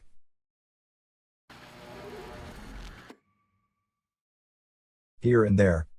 Kevin Sherrington of the Dallas Morning News ran a story that was syndicated in many major newspapers around the country about Iowa high school and college wrestling, crediting its popularity to Frank Gotch, from memories of Bernice Smith, a 102-year-old from Humboldt, Iowa, a small town which was most famous for decades as being Gotch's hometown, who is actually old enough to remember his heyday. The story's message seemed to be that it was Gotch's influence that made Iowa the hotbed of amateur wrestling in the United States, but because wrestlers and wrestling doesn't focus much on history, almost nobody today remembers Gotch except for the few wrestling historians. It presented Gotch as having never been in a worked or fixed match, which is probably not the case. The first major evidence of working in pro wrestling was from testimony regarding a tournament in New York in 1915, but to some degree the working aspect of pro wrestling probably dates back to the 19th century. A couple of deaths to report. Pennsylvania indie wrestler Flash Wheeler, not to be confused with Flex Wheeler, who is his brother who also wrestles indies in Pennsylvania, who is a different Flex Wheeler that a famous bodybuilder with the same name, recently passed away, as did Johnny Frank James, 75, of Simi Valley, who passed away on March 4. All that we know is that he was a pro wrestler in the 50s. Manny Fernandez was arrested on February 28 for allegedly carrying a concealed weapon at a wrestling show at a high school in Clinton, South Carolina. Apparently a janitor at the high school spotted the weapon backstage and called police. Sky TV in England will be starting a weekly 30-minute wrestling show on March 30th, which will air both current all-star wrestling matches along with classic British matches from the 70s and 80s, when it was popular on ITV. Longtime wrestler and announcer Leigh Thatcher, who is promoting a Brian Pillman benefit show at Norwood Middle School, which Pillman attended, on April 27, noted a letter in the reader's page about the nuances of a dropkick. The point in the letter is that when someone hits a dropkick, they got right up and the opponent sells the move, but when they miss, they sell the move, even though it's the same bump. While with many people who throw dropkicks, that is the case, but there is a rationale behind it. In a correctly thrown dropkick, see Brad Armstrong, connection pushes off the chest of the opponent, theoretically causing the guy to throw the move to land safely, while a miss in that position causes a landing on the back of the neck, which is sold. The March 1998 Philadelphia Magazine has a story on Larry Sharp and his Monster Factory School. NWA on March 27 in Mount Holly, New Jersey will headline with a triangle match for the newly created national heavyweight title with Barry Windham, Doug Gilbert, and Terry Gordy.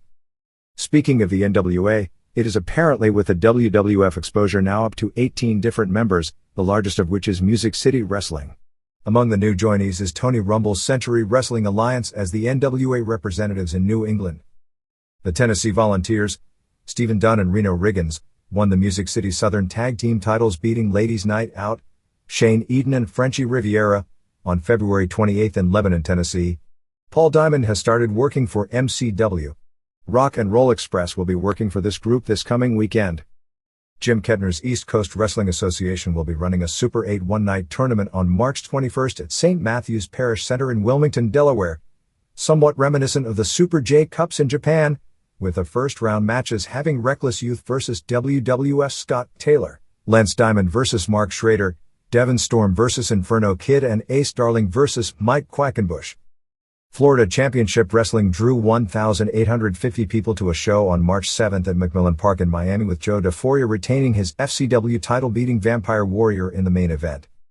NWA Southwest Championship Wrestling ran its second show in Dallas, with the crowd picking up from about 200 the first week to 600, largely for the return of Mil Mascaras, who beat El Brujo. Cactus Jack, Ken Patera, Bob Orton, Tough Tom of WCW's Disorderly Conduct and Bastion Booger, Mike Shaw, all booked for Great Lakes Championship Wrestling on April 11 in Milwaukee at the Eagles Club Ballroom. Here's something totally new for me after attending live wrestling for 27 years. I was at an all-pro wrestling indie show in Hayward, California on March 6. The first few matches weren't good, and the card itself was probably the worst one I've attended from the group, which usually puts on very entertaining shows for a group on their level. God knows we've all seen a lot worse. Anyway, promoter Roland Alexander came out and said he was so embarrassed by the show up to that point that he told everyone to save their ticket stubs for $3 off, and afterwards everyone was freely admitting what a terrible show it was. I mean, it was, but after attending shows tons worse and have everyone involved afterwards try to convince me the shows were great, it was definitely something different. Abdullah the Butcher is scheduled on March 21st in Bordentown, New Jersey National Guard Armory. Cody Boyne's Talking Wrestling has a show on May 23rd in Duxbury, Massachusetts at the high school.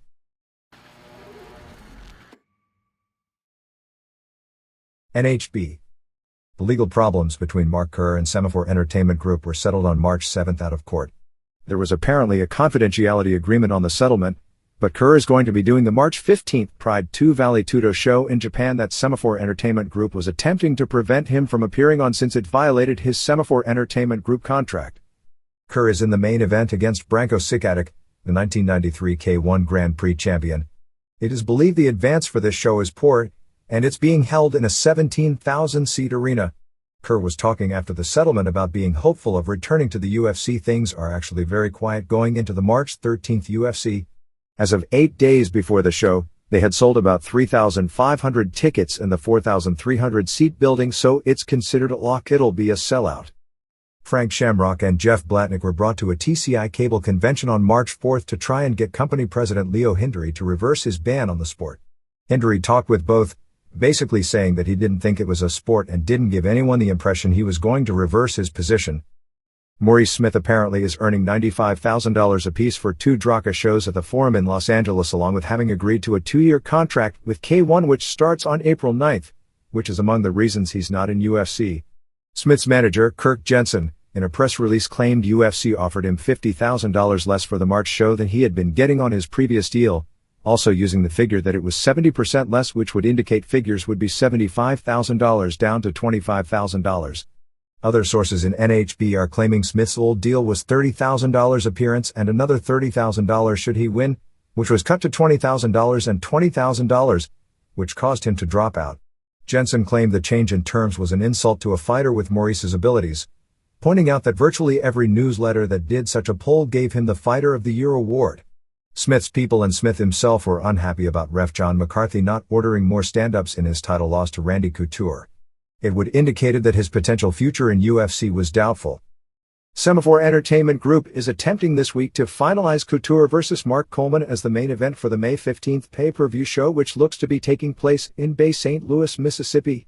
As of last word, both had agreed to fight each other and Couture had agreed to terms, but Coleman hadn't agreed to the money offered. Semaphore Entertainment Group is putting the pressure on in terms of the offer, since it would be beneficial for all concerned to get the fight signed by March 13th, so it could be announced on the pay-per-view show. Ken Shamrock was wanting to attend the March 13th UFC since two of his fighters, Jerry Bullender and Mikey Burnett, Frank Shamrock, has left Lions Den and trains on his own, are on the show, but since the WWF has a major house show in Anaheim that night, he won't be able to attend. The current issue of Men's Health magazine has a feature with the writer, a former boxer, spending a week training at Lions Den. Shuto announced that Frank Shamrock would be on its May 13th show, which would seem to eliminate him from the May 15th UFC. Semaphore Entertainment Group's battle plan was to not have a middleweight title match until July, which is now the targeted but far from finalized date for another Japan show. Kimo is starring as a thug in the movie The Process, a kung fu flick made in Vancouver. The movie is said to be terrible, but he's said to have good screen presence even though he's basically a jobber in the movie. Add Tennessee to the list of states sanctioning NHB through the State Athletic Commission, with its first show being on March 28 in Nashville. The only rule changes mandated in Tennessee is the gloves have to be 8 ounces. The standard NHB grappling gloves designed by Dr. Joseph Estwanik are 5.5 ounces, although they are going to get around that rule by adding 2.5 ounces of padding to the wrist area.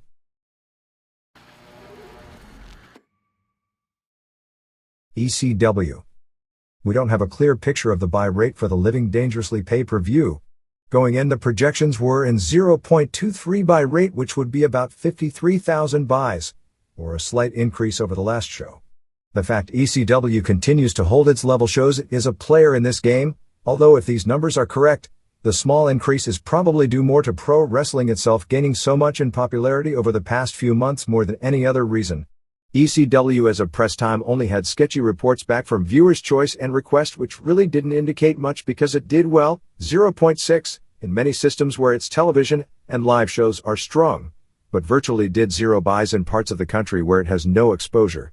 We had received an independent estimate of an 0.3 buy rate and 69,000 buys, which would be a huge increase over the previous shows, and if it holds up would be outstanding only because the same sources were estimating the WWF No Way Out pay-per-view is doing between 0.42 and 0.43, although that would be in about a 30% larger universe. Unlike the first 3 shows, this was done without any plugs or exposure on WWF television. Paul Heyman was mad because of how Jim Cornette made snide remarks about the show when WWF plugged November to Remember. Gary Wolfe, 30, and Anthony Durante, 29, the Pit Bulls, plead guilty to selling steroids and marijuana this past week and each received a $2,000 fine, 3 years probation, and were forced to refund $7,600 in monies received from admitted drug deals. Prosecutor David Fritchie requested the judge to show mercy in their sentencing because they worked with authorities in helping catch much larger dealers. At the WCW Nitro in Philadelphia, the two asked for tryouts and were turned down. ECW at first got rid of them a few weeks after the news broke about their indictments, but said they would bring them back if they cleared up the charges. They were instead brought back in November and December to do a short program putting over Taz, who had no opponent for the November to Remember pay-per-view show. According to Paul Heyman, ECW won't be bringing them back. Tickets were put on sale on March 6 for the May 3 pay-per-view in Marietta, Georgia, and despite having weak television in the market, it was the company's all-time record for first-day sales with 794 tickets and $34,000, and with the Cobb County Civic Center holding about 2,500, it looks like it will probably sell out. Taz was given the weekend off to sell injuries from a storyline fashion regarding taking the bump through the ring. They are playing that spot up huge on television. There is some consideration being given to actually keeping Taz off television until the pay-per-view, although he will definitely work at least some house shows. 2 Cold Scorpio is going to be used as a regular as long as WWF doesn't book him for house shows. The March 12th show in Queens, New York, building only holds 800, was sold out several days ahead of time. March 21st at ECW Arena will have Bam Bam Bigelow defending the TV title against Sandman. House shows this week were March 6th in Waltham, Massachusetts and March 7th in Revere, Massachusetts, both sellouts with 1,000 and 1,200 fans respectively. It'll be the last show in Waltham since the building was sold to a Buddhist group that is turning it into a monastery. They'll return to Revere in July. In Waltham they had a 3-way trios dance on top with Axel Rotten and Balls Mahoney, whose third member of their team was a chair, beating Bubba Ray and Devon and Big Dick Dudley and Spike Dudley and New Jack and John Cronus in a bloodbath which included Spike doing 2 dives off a 12-foot high balcony onto Bubba. Sabu and Rob Van Dam beat Sandman and Scorpio in a match described as either good but sloppy or bad and sloppy. Nicole Bass wasn't in for the weekend and Jason said she was competing in either The Miz or Mr. Olympia. He wasn't sure. Actually, she was probably at the Arnold Classic since the who's who of bodybuilding, martial arts and fitness all attend that as this big annual convention type of deal. Jason said that with her gone they had rented Chastity as their weekend piece of ass. Dreamer and Mikey Whipwreck, in his first ECW match back since the knee injury and re-injury in England, beat Just Incredible and Jason. Whipwreck took a bump early and sold his knee the rest of the match, so Dreamer did the match basically alone. Shane Douglas kept the ECW title, beating Jerry Lynn in what was described by several as by far the best match of the weekend. Chris Condito and Lance Storm started their bit where they are tag champs who don't get along, beating the FBI in a match described as having good work, but the crowd wasn't into it. On TV, Paul Heyman stated that Condito and Storm would be tag champions until somebody beat them, and if either of them turned on the other in a tag title match, that person would be fired. Revere was the typical Revere bloodthirsty crowd, not into the wrestling much at all. They put Douglas' title defense against Scorpio on last, which the crowd mainly catcalled because they wrestled, although we're told it was only about a 2 stars match. The crowd was into Sandman beating Big Dick Dudley in a match that only went 3 minutes and was mainly Big Dick standing there and taking Sandman's hard cane shots. The other main bout was a 3-way dance for the tag titles with Condito and Storm, Sabu and Van Dam, and Axel and Balls. Sabu and Van Dam didn't show up until 7 minutes in.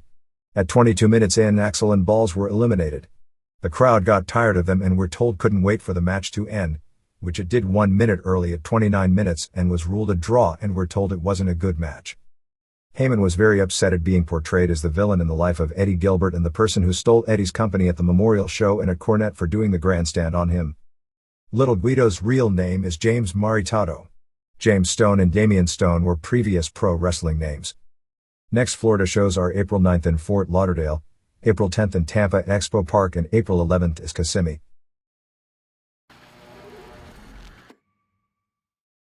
WCW.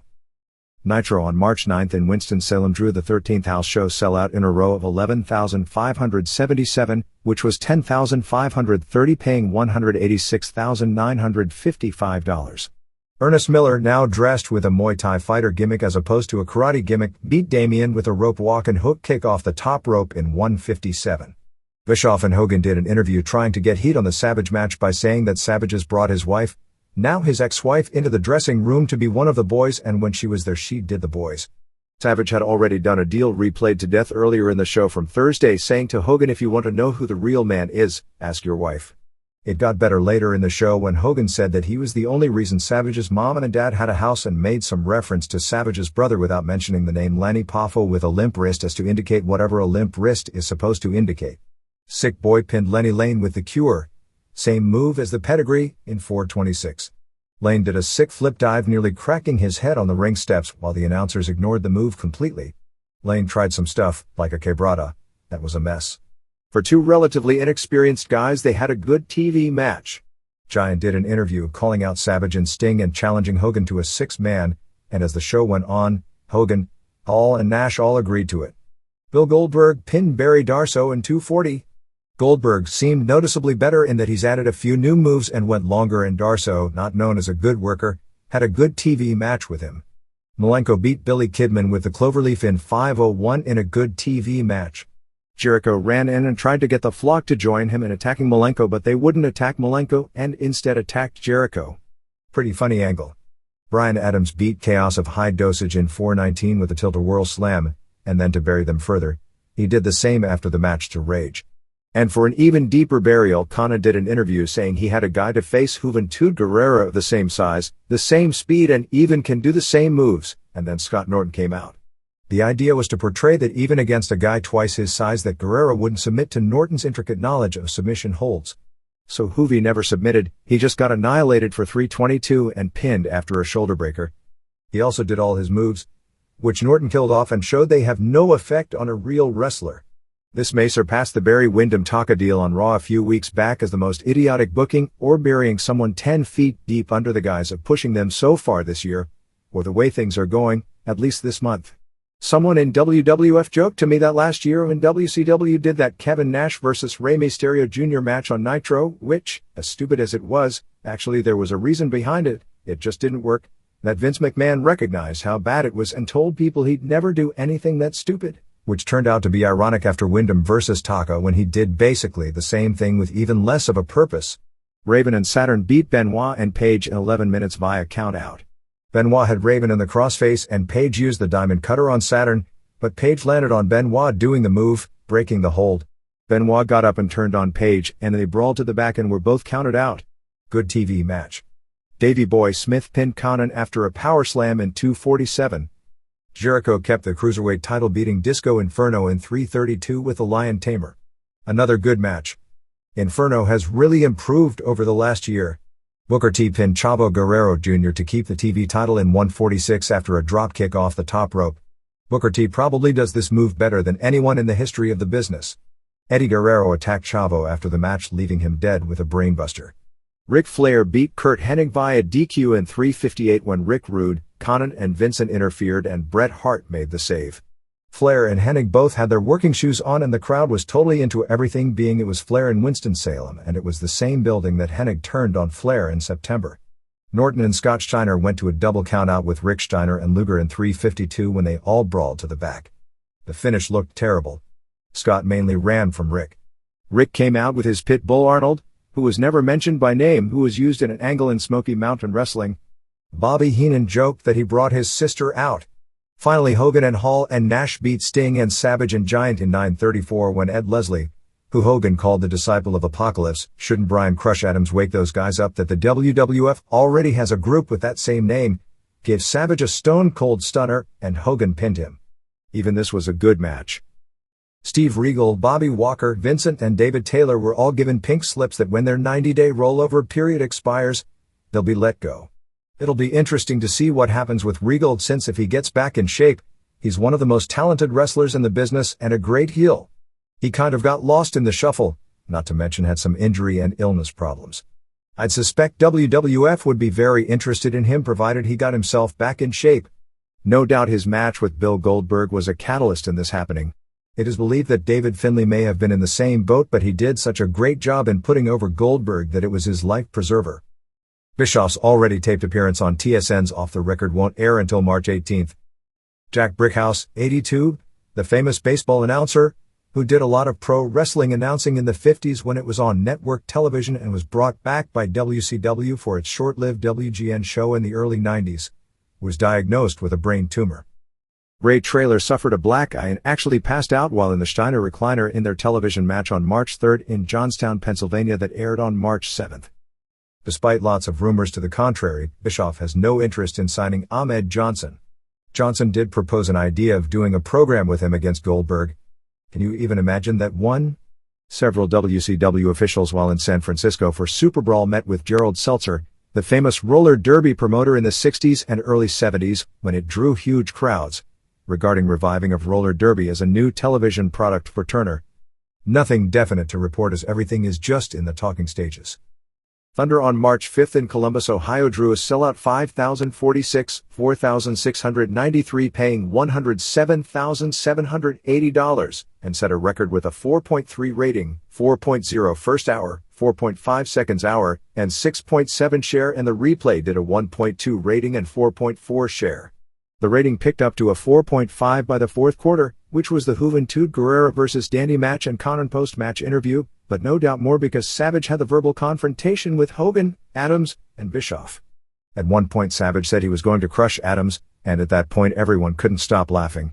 Ratings stayed the same the rest of the show, with the Page vs. Raven and Savage vs. Adams matches peaking at 4.6. Showed opened with an NWO group, well, the group that was their interview. Bischoff called Savage the second most delusional individual I've ever met in my life. Not clear who he meant was number one, although the betting line is he meant McMahon. The entire show was built around Hogan and Savage, with them trying to get the Harvard Lampoon Man of the Year award, and an appearance on the later TV show is evidence that Savage is becoming a big-time Hollywood celebrity. Phew, is that a stretch?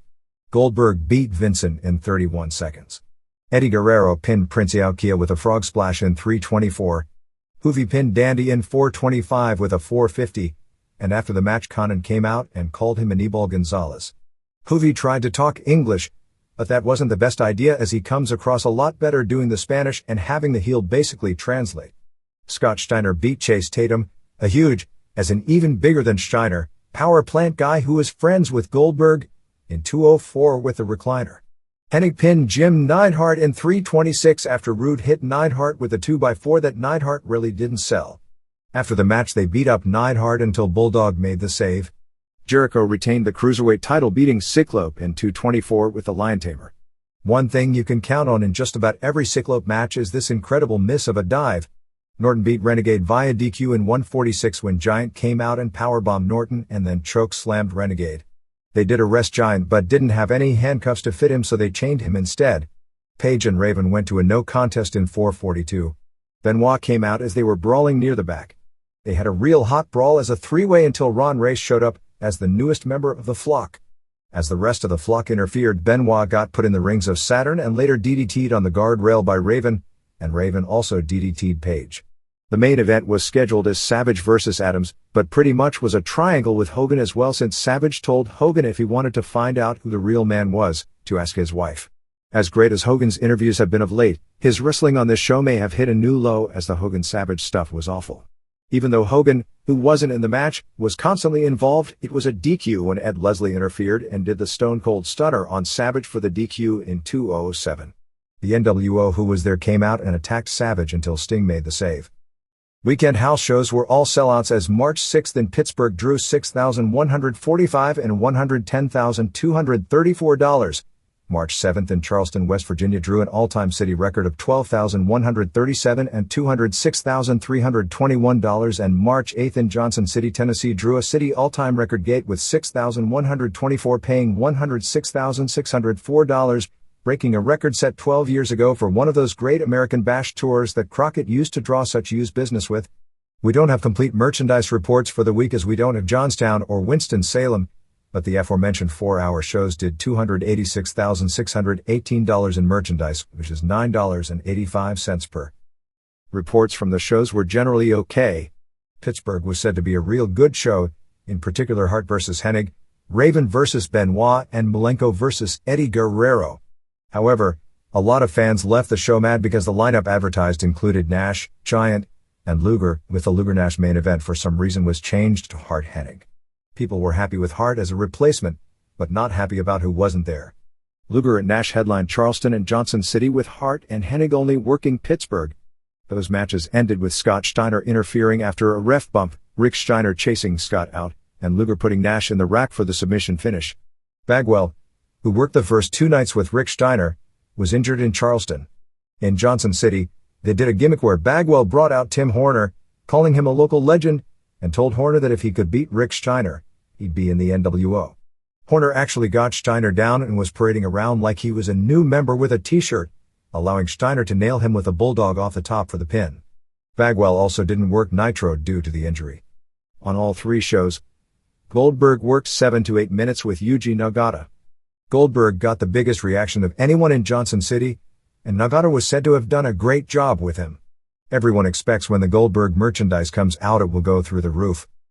Indications are that the February 22nd Super Brawl pay-per-view drew a 1.10 buy rate, which would be about 320,000 buys and $4.12 million.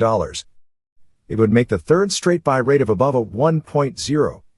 Under normal standards that number would be considered huge, but it actually fell greatly under expectations since the first Hogan Sting did a 1.9 and internally the company was predicting a 1.6 for this show, particularly after Sold Out without either Hogan or Sting on the show topped a 1.0. Rick Martel is expected to be out of action for as long as 10 months after blowing out his knee at the Cow Palace. WCW Saturday Night on March 7th did a 2.6 rating.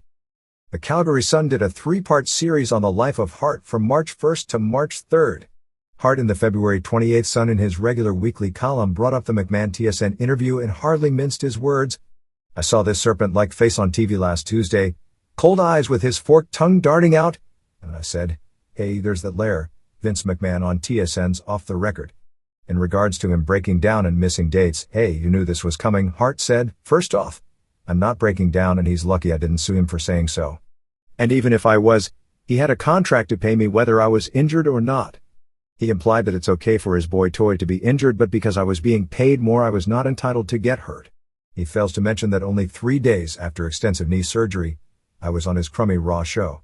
There is a hardcore porn movie out on video with a wrestling storyline called Nude World Order. March 22nd in Cincinnati has Luger vs. Hall, Flair vs. Hennig, Page vs. Raven, Smith vs. Adams, Jericho vs. Malenko, T vs. Saturn, Guerrera and Lismark Jr. and Klo vs. Conant and Parka and Psychosis, and Goldberg vs. Brad Armstrong. Even though Savage is basically a TV babyface, they haven't changed his schedule as far as the March 29th match against Sting in Milwaukee or the April 2nd match in Tampa against Hart. Sting is scheduled to start working as a house show regular on April 23rd. He's working some major shows such as Baltimore, Milwaukee, and Auburn Hills before that date, but after that paint he'll be in the secondary markets headlining in title defenses against Hall. April 25th in Charlotte has Sting vs. Hall, Luger vs. Scott Steiner, Page vs. Raven, Rick Steiner vs. Bagwell, Trailer vs. Norton, Guerrera and Lismark Jr. vs. Parka and Psychosis, and Bobby Eaton vs. Barbarian. Early May house shows are Flair Hennig main events with Paige Nash for the U.S. title as the semis.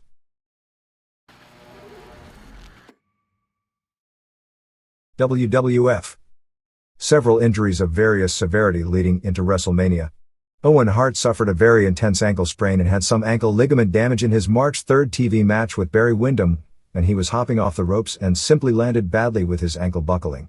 He's been out of action since, but they are hoping for him to return by March 20th. The injury was clearly shown on television, and he was hobbling for the rest of the match. Jesse Jam suffered a badly bruised shoulder taking a bad bump in a 6-man tag team dark match on March 2nd in Cleveland, and is undergoing therapy. It's not a definite he'll be back for Mania, although they are hoping on him being there. The tag title match was discussed as being a dumpster match, similar to a casket match, although those stipulations aren't finalized. Bradshaw was hospitalized for a few days when his bad left knee, which had been bothering him since January, got so bad the entire leg was discolored. At first there was fear he had suffered a blood clot in his leg, it looked so bad. He's now expected back in a week or two. Chainz was diagnosed with an irregular heartbeat on March 3rd in Cleveland, which is why he was off both tapings and taken off all the weekend house shows. He has already received clearance from his cardiologist to return. Some notes from the Wheeling taping. Aguila has a long way to go as his flying is spectacular, but sloppy and the non-flying aspects of his offense looked weak against Brian Christopher. One of the reasons he's so popular now in Japan is because his flying looks so spectacular in still photos. Vince McMahon's acting was just incredible in the Austin stint, and Austin's mic work was tremendous to boot. It's easy to see why people were glued to their sets during that segment. Even if you didn't know ahead of time what was going to happen in the Austin deal with McMahon, it would have been pretty clear. McMahon is usually well dressed, and was that an ugly sports coat or what? There are cable industry predictions that Mania will do a 2.0 buy rate because of Tyson. One thing we found out is thus far there is nobody who has been able to accurately predict pay-per-view buy rates ahead of time. The April 26th pay-per-view from Greensboro is being called The Unforgiven.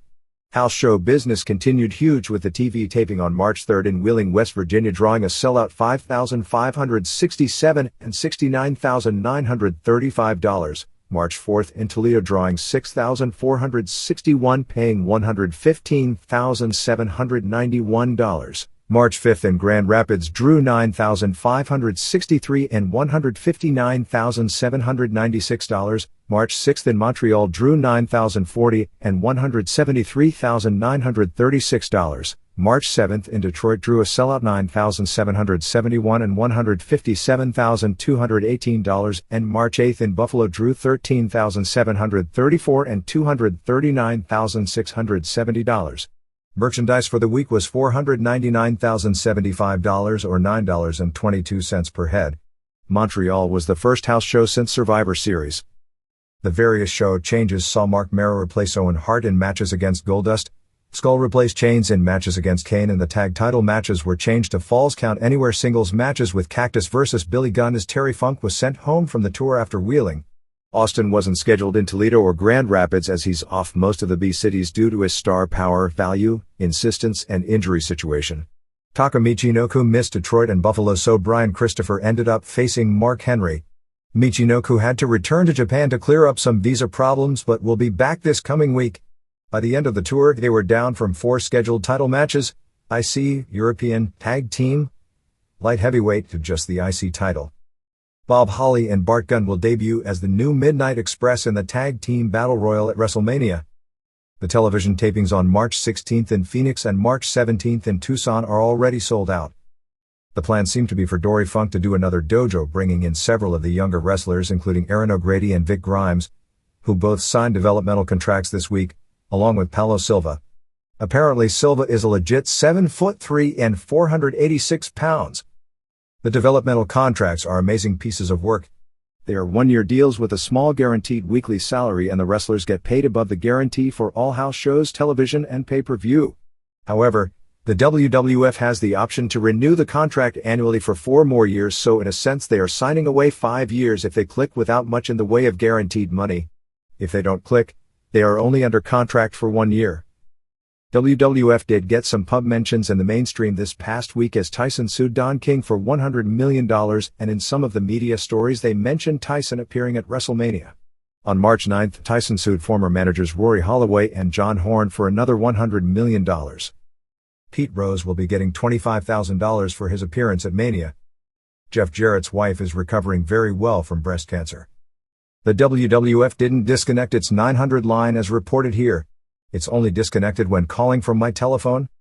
Sid Vicious did an interview for Bob Ryder on Prodigy. Kind of hilarious. Sid said that All Japan should save the money they were going to pay WWF for its talent and pay it to him, since he'd mean more in Japan than all the WWF talent would combine. But he said that he didn't want to work All Japan for longer than 7-day tours at a time because they don't have the caliber of gyms in Japan, and his physique would start to suffer on longer tours. In England, Raw currently airs on a 4-day tape delay, while Nitro, which will be going head-to-head, is 11 days old. Undertaker starts back on the road on March 13th. Over the 2 weekends before Mania, he'll be working shows against either Kama or Goldust, basically to get his timing back before Mania and also to strengthen the shows. The Planet fan who Kane destroyed in Cleveland was local indie wrestler Jimmy V. TV tapings in June and July are June 1st in Chicago, June 2nd in Rockford, June 15th in San Antonio, June 16th in Austin, June 29th in Cleveland, and June 30th in State College, Pennsylvania, July 13th in East Rutherford, New Jersey at the Continental Arena, June 14th in Bethlehem, Pennsylvania, June 27th in Anaheim, and June 28th in San Diego. Livewire did a 1.8 rating and Superstars did a 2.2. Do you realize that if silicon were magnetic, that once Sable and Luna got within the gravitational pull of each other, there would be no force in the universe strong enough to break them apart? And if that wasn't bad enough, do you realize that if steroids were magnetic, then WCW's power plant would have to be renamed Hotel California? You could check out anytime you like, but you could never leave. You know, because of the magnetic force all the guys would have on each other and they'd be stuck. The reader's pages. Spicoli. I have trouble with your labeling Louis Spicoli's death a tragedy. A tragic aspect of his death was the fact that neither her, nor his friends, nor his coworkers intervened in his drug abuse. If the early 1996 incident, which you described in the February 23 issue, was not enough of a wake-up call for him or his friends to realize the self-destructive path that he was on, then he and those around him should consider themselves lucky that he was alive another 2 years. If living the wrestling lifestyle was what led him down his self-destructive path, then he only had himself to blame. A tragic aspect of this story is that WCW, on a public level, treated it as if someone had just left the company and not the sign of an industry-wide cancer. Vince McMahon may have been heavily criticized for his handling of Brian Pillman's death, but at least he acknowledged what is a scary problem within the sport. To label Spicoli's drug-induced passing as a tragedy is unfair to someone like Brandon Lee, whose passing was truly tragic. Dominic Zamity. Cleveland, Ohio. WrestleMania. Do you realize that this year is the first time WWF has put 2 great workers in the main event at WrestleMania with a chance of having a great match? Bret Hart versus Shawn Michaels was not a great match for most folks due to the stipulations. Patrick Jones. Detroit, Michigan. Erickson. In regards to your note, we were interested in your remarks and have circulated them among the editors. The comments of our readers, particularly those with personal or professional expertise such as yourself, are an important way of gauging reactions to our articles. As you mentioned, our article stated that Tom Erickson sometimes competes in tough man competitions. Gary Abbott, Director of Communications for USA Wrestling, confirmed that the events that Erickson participates in fall under an umbrella of tough man competitions. He indicated that the people who are trying to promote some of the events on pay-per-view would like to make the distinction between these various contests and would like the individual recognition. For purposes of the average sports and wrestling fan, he felt the description in our story was fine. Liz Greco. Sports Illustrated. Response from Dave Meltzer: Tough Man contests are events conducted with different rules, but most Tough Man contests are conducted under guidelines similar to boxing with shorter round durations to compensate for the lack of conditioning of the competitors as compared with professional fighters and involving people who are supposed to have no professional boxing training using oversized gloves to supposedly minimize the injury risk. Erickson has never competed in a Tough Man contest. He has competed in two types of non-amateur wrestling events: International Wrestling Forum and Vale Tudo events in Brazil and Japan. IWF was a pure submission event, with more similarities to amateur wrestling than to Tough Man. According to the rules of most Tough Man competitions, there wouldn't even be one single tactic legal in IWF that would be legal in Tough Man and vice versa, so they are almost complete opposites. Labeling IWF as a Tough Man contest would be even more inaccurate than labeling baseball as basketball, since both sports do involve running at times, so there are at least tactical maneuvers legal in both even though they are completely different sports. Vale Tudo does allow punching, as does Tough Man contests, but the events are totally different since Vale Tudo events involve kicking, wrestling and submissions and oftentimes other tactics, all illegal in Tough Man and usually involve trained competitive athletes. Tough Man by its distinction involves untrained men at the discipline, although many people who later did Vale Tudo in the United States, including Ken Shamrock and Dan Severn in their past, had won Tough Man contests. Calling Vale Tudo Tough Man would be about as fair as saying participants in a tennis tournament playing the same sport as table tennis. Besides, Tough Man competitions are carried nationwide on pay-per-view, even the recent all-women's event, and Vale Tudo is banned by about half the systems, and Vale Tudo is now illegal in several states where Tough Man contests are legal, so the promoters of these events would be better off if everyone did consider them one and the same thing. The fact that Gary Abbott of USA Wrestling doesn't know the difference is just another example of the media ignorance regarding this subject matter and why people like John McCain have been able to run roughshod over the sport with little media or political opposition. ECW. ECW television has always contained more hype than substance. In the past, I had little or no problem watching the show most of the time. I always found something redeemable or fresh. This was despite the fact most of the television content was recycled material.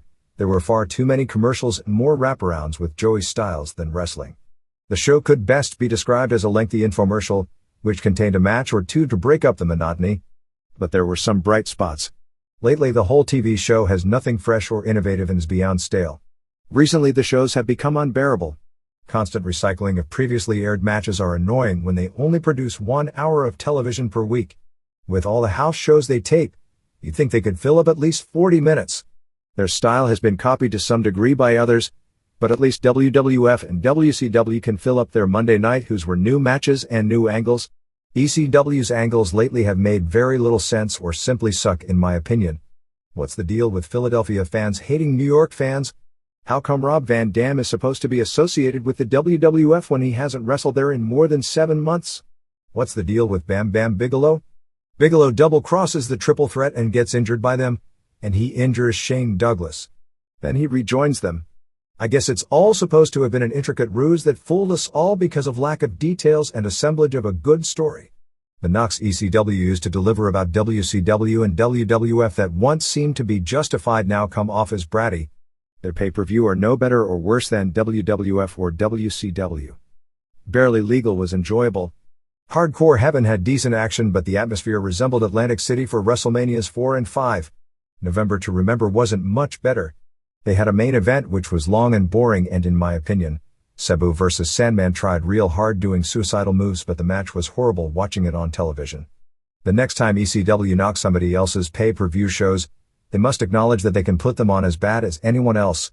The dwindling crowds and interest in the various promotions in Japan are occurring at a fast rate. One can point out that there are too many companies running in a geographically small country. One would assume that the smaller promotions that have lesser followings or contain poor wrestling would be the first ones to go. Those who have Samurai TV are provided with the luxury of more wrestling than anyone could possibly handle. In the 80s, too much wrestling on television eroded attendance in the United States. I see this happening now in Japan. It seems like interest in various styles or groups are like phases and fads. When a group is hot, there is a ton of cash to be made. When the bloom is off the rose, it's a matter of who can sustain the red ink the longest. New Japan and All Japan will most likely always have a future based on being on network television. But the smaller groups are drawing poorly and their existence is dependent upon live attendance or money marks. The wrestling economy in Japan will probably wind up like the United States from the late 80s to the present. The two existing dominant groups will continue, while some smaller groups will always exist to some degree, but their existence will be based on presenting an alternative style product or having a cult following. Eric Bimbin. Brooklyn, New York. Thanks for the kind words about my recent Mad article. It was odd to be reading through an issue and suddenly stare at my own name. I've had other wrestling articles in Mad I never thought to promote before. By the way, I didn't even think that Sandman table match was the worst match on the last ECW pay-per-view. The Shane Douglas Bam Bam Bigelow match was as boring a main event as I've ever seen. 3 rotten matches for Douglas in 3 pay-per-view shows with surprisingly little negative reaction to Douglas himself. Just goes to show that saying 3 stars and piece of shit every minute and cracking sodomy jokes counts for a lot with the audience. Desmond Devlin. Jackson Heights, New York. WWF.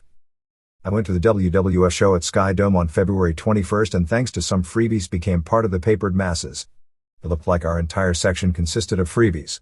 Luckily for us it was because overall the show was a major disappointment. 5 matches were completed in less than 1 hour. I knew they were protecting Shawn Michaels for WrestleMania, but this show made it look like they were saving everyone. Make no mistake about it, it's Steve Austin that is putting all the butts in the seats. Seeing the sea of Stone Cold t-shirts and hearing the pop he got when he came out makes me believe that Michaels isn't even part of the equation anymore. His constant no-shows and conniving ways to get out of dropping belts have finally worn the public out. Michaels, and more importantly Vince McMahon, had better realize that Austin is the breadwinner. Even with Owen waving a Canadian flag didn't get the reaction Austin got. McMahon got more heel heat than any of his heels when they announced he was going to be on TSN for a 2-day interview. The fans erupted with contempt for him. I guess they don't realize how much money they themselves continue to put in his pocket. The other big problem with the heat was every heel wearing out the crowd with their "your hockey team blew it in the Olympics" bit. It was funny at first, but after the 3rd and 4th time on the same show, the crowd was bored with it and it just became annoying. There's a thin line between drawing heat and just being a pain in the ass. Overall, it just showed how much television and pay-per-view have taken over. The house show was an afterthought, combined with the reality that physically these guys just can't do intense matches every night. Yet they are still able to draw really well. The awards this year were interesting. Best TV show seemed to be a hard one to pick, because none of them really have a complete package. For outright entertainment, WWF and ECW can't be beat. Proof positive that this is just a soap opera for males. But if you want to see good athletic wrestling, New Japan, All Japan and sometimes WCW have it all wrapped up. This was the first year that I saw both All Japan and New Japan television on a consistent basis, and seeing Mitsuharu Misawa win both Wrestler of the Year and Most Outstanding Wrestler made perfect sense. As someone seeing these guys for the first time, it blows me away to hear people say that they were better 5 years ago. My personal favorite is Shinjiro Otani. He translates so well, with his elaborate hand gestures and his amazing speed, stamina and ability. I really think he could be the one that could get Japanese wrestling over big time in the US. I actually like the new team of Mike Tenay and Scott Hudson. They call the matches. About a month ago, during a Bill Goldberg vs. Disco Inferno match, they really worked hard at getting Goldberg over. No dumb jokes. No dumb lines, just calling a good match. Dan Lovronsky. Toronto, Ontario. This is the end of this program. Thanks for watching, see you next time.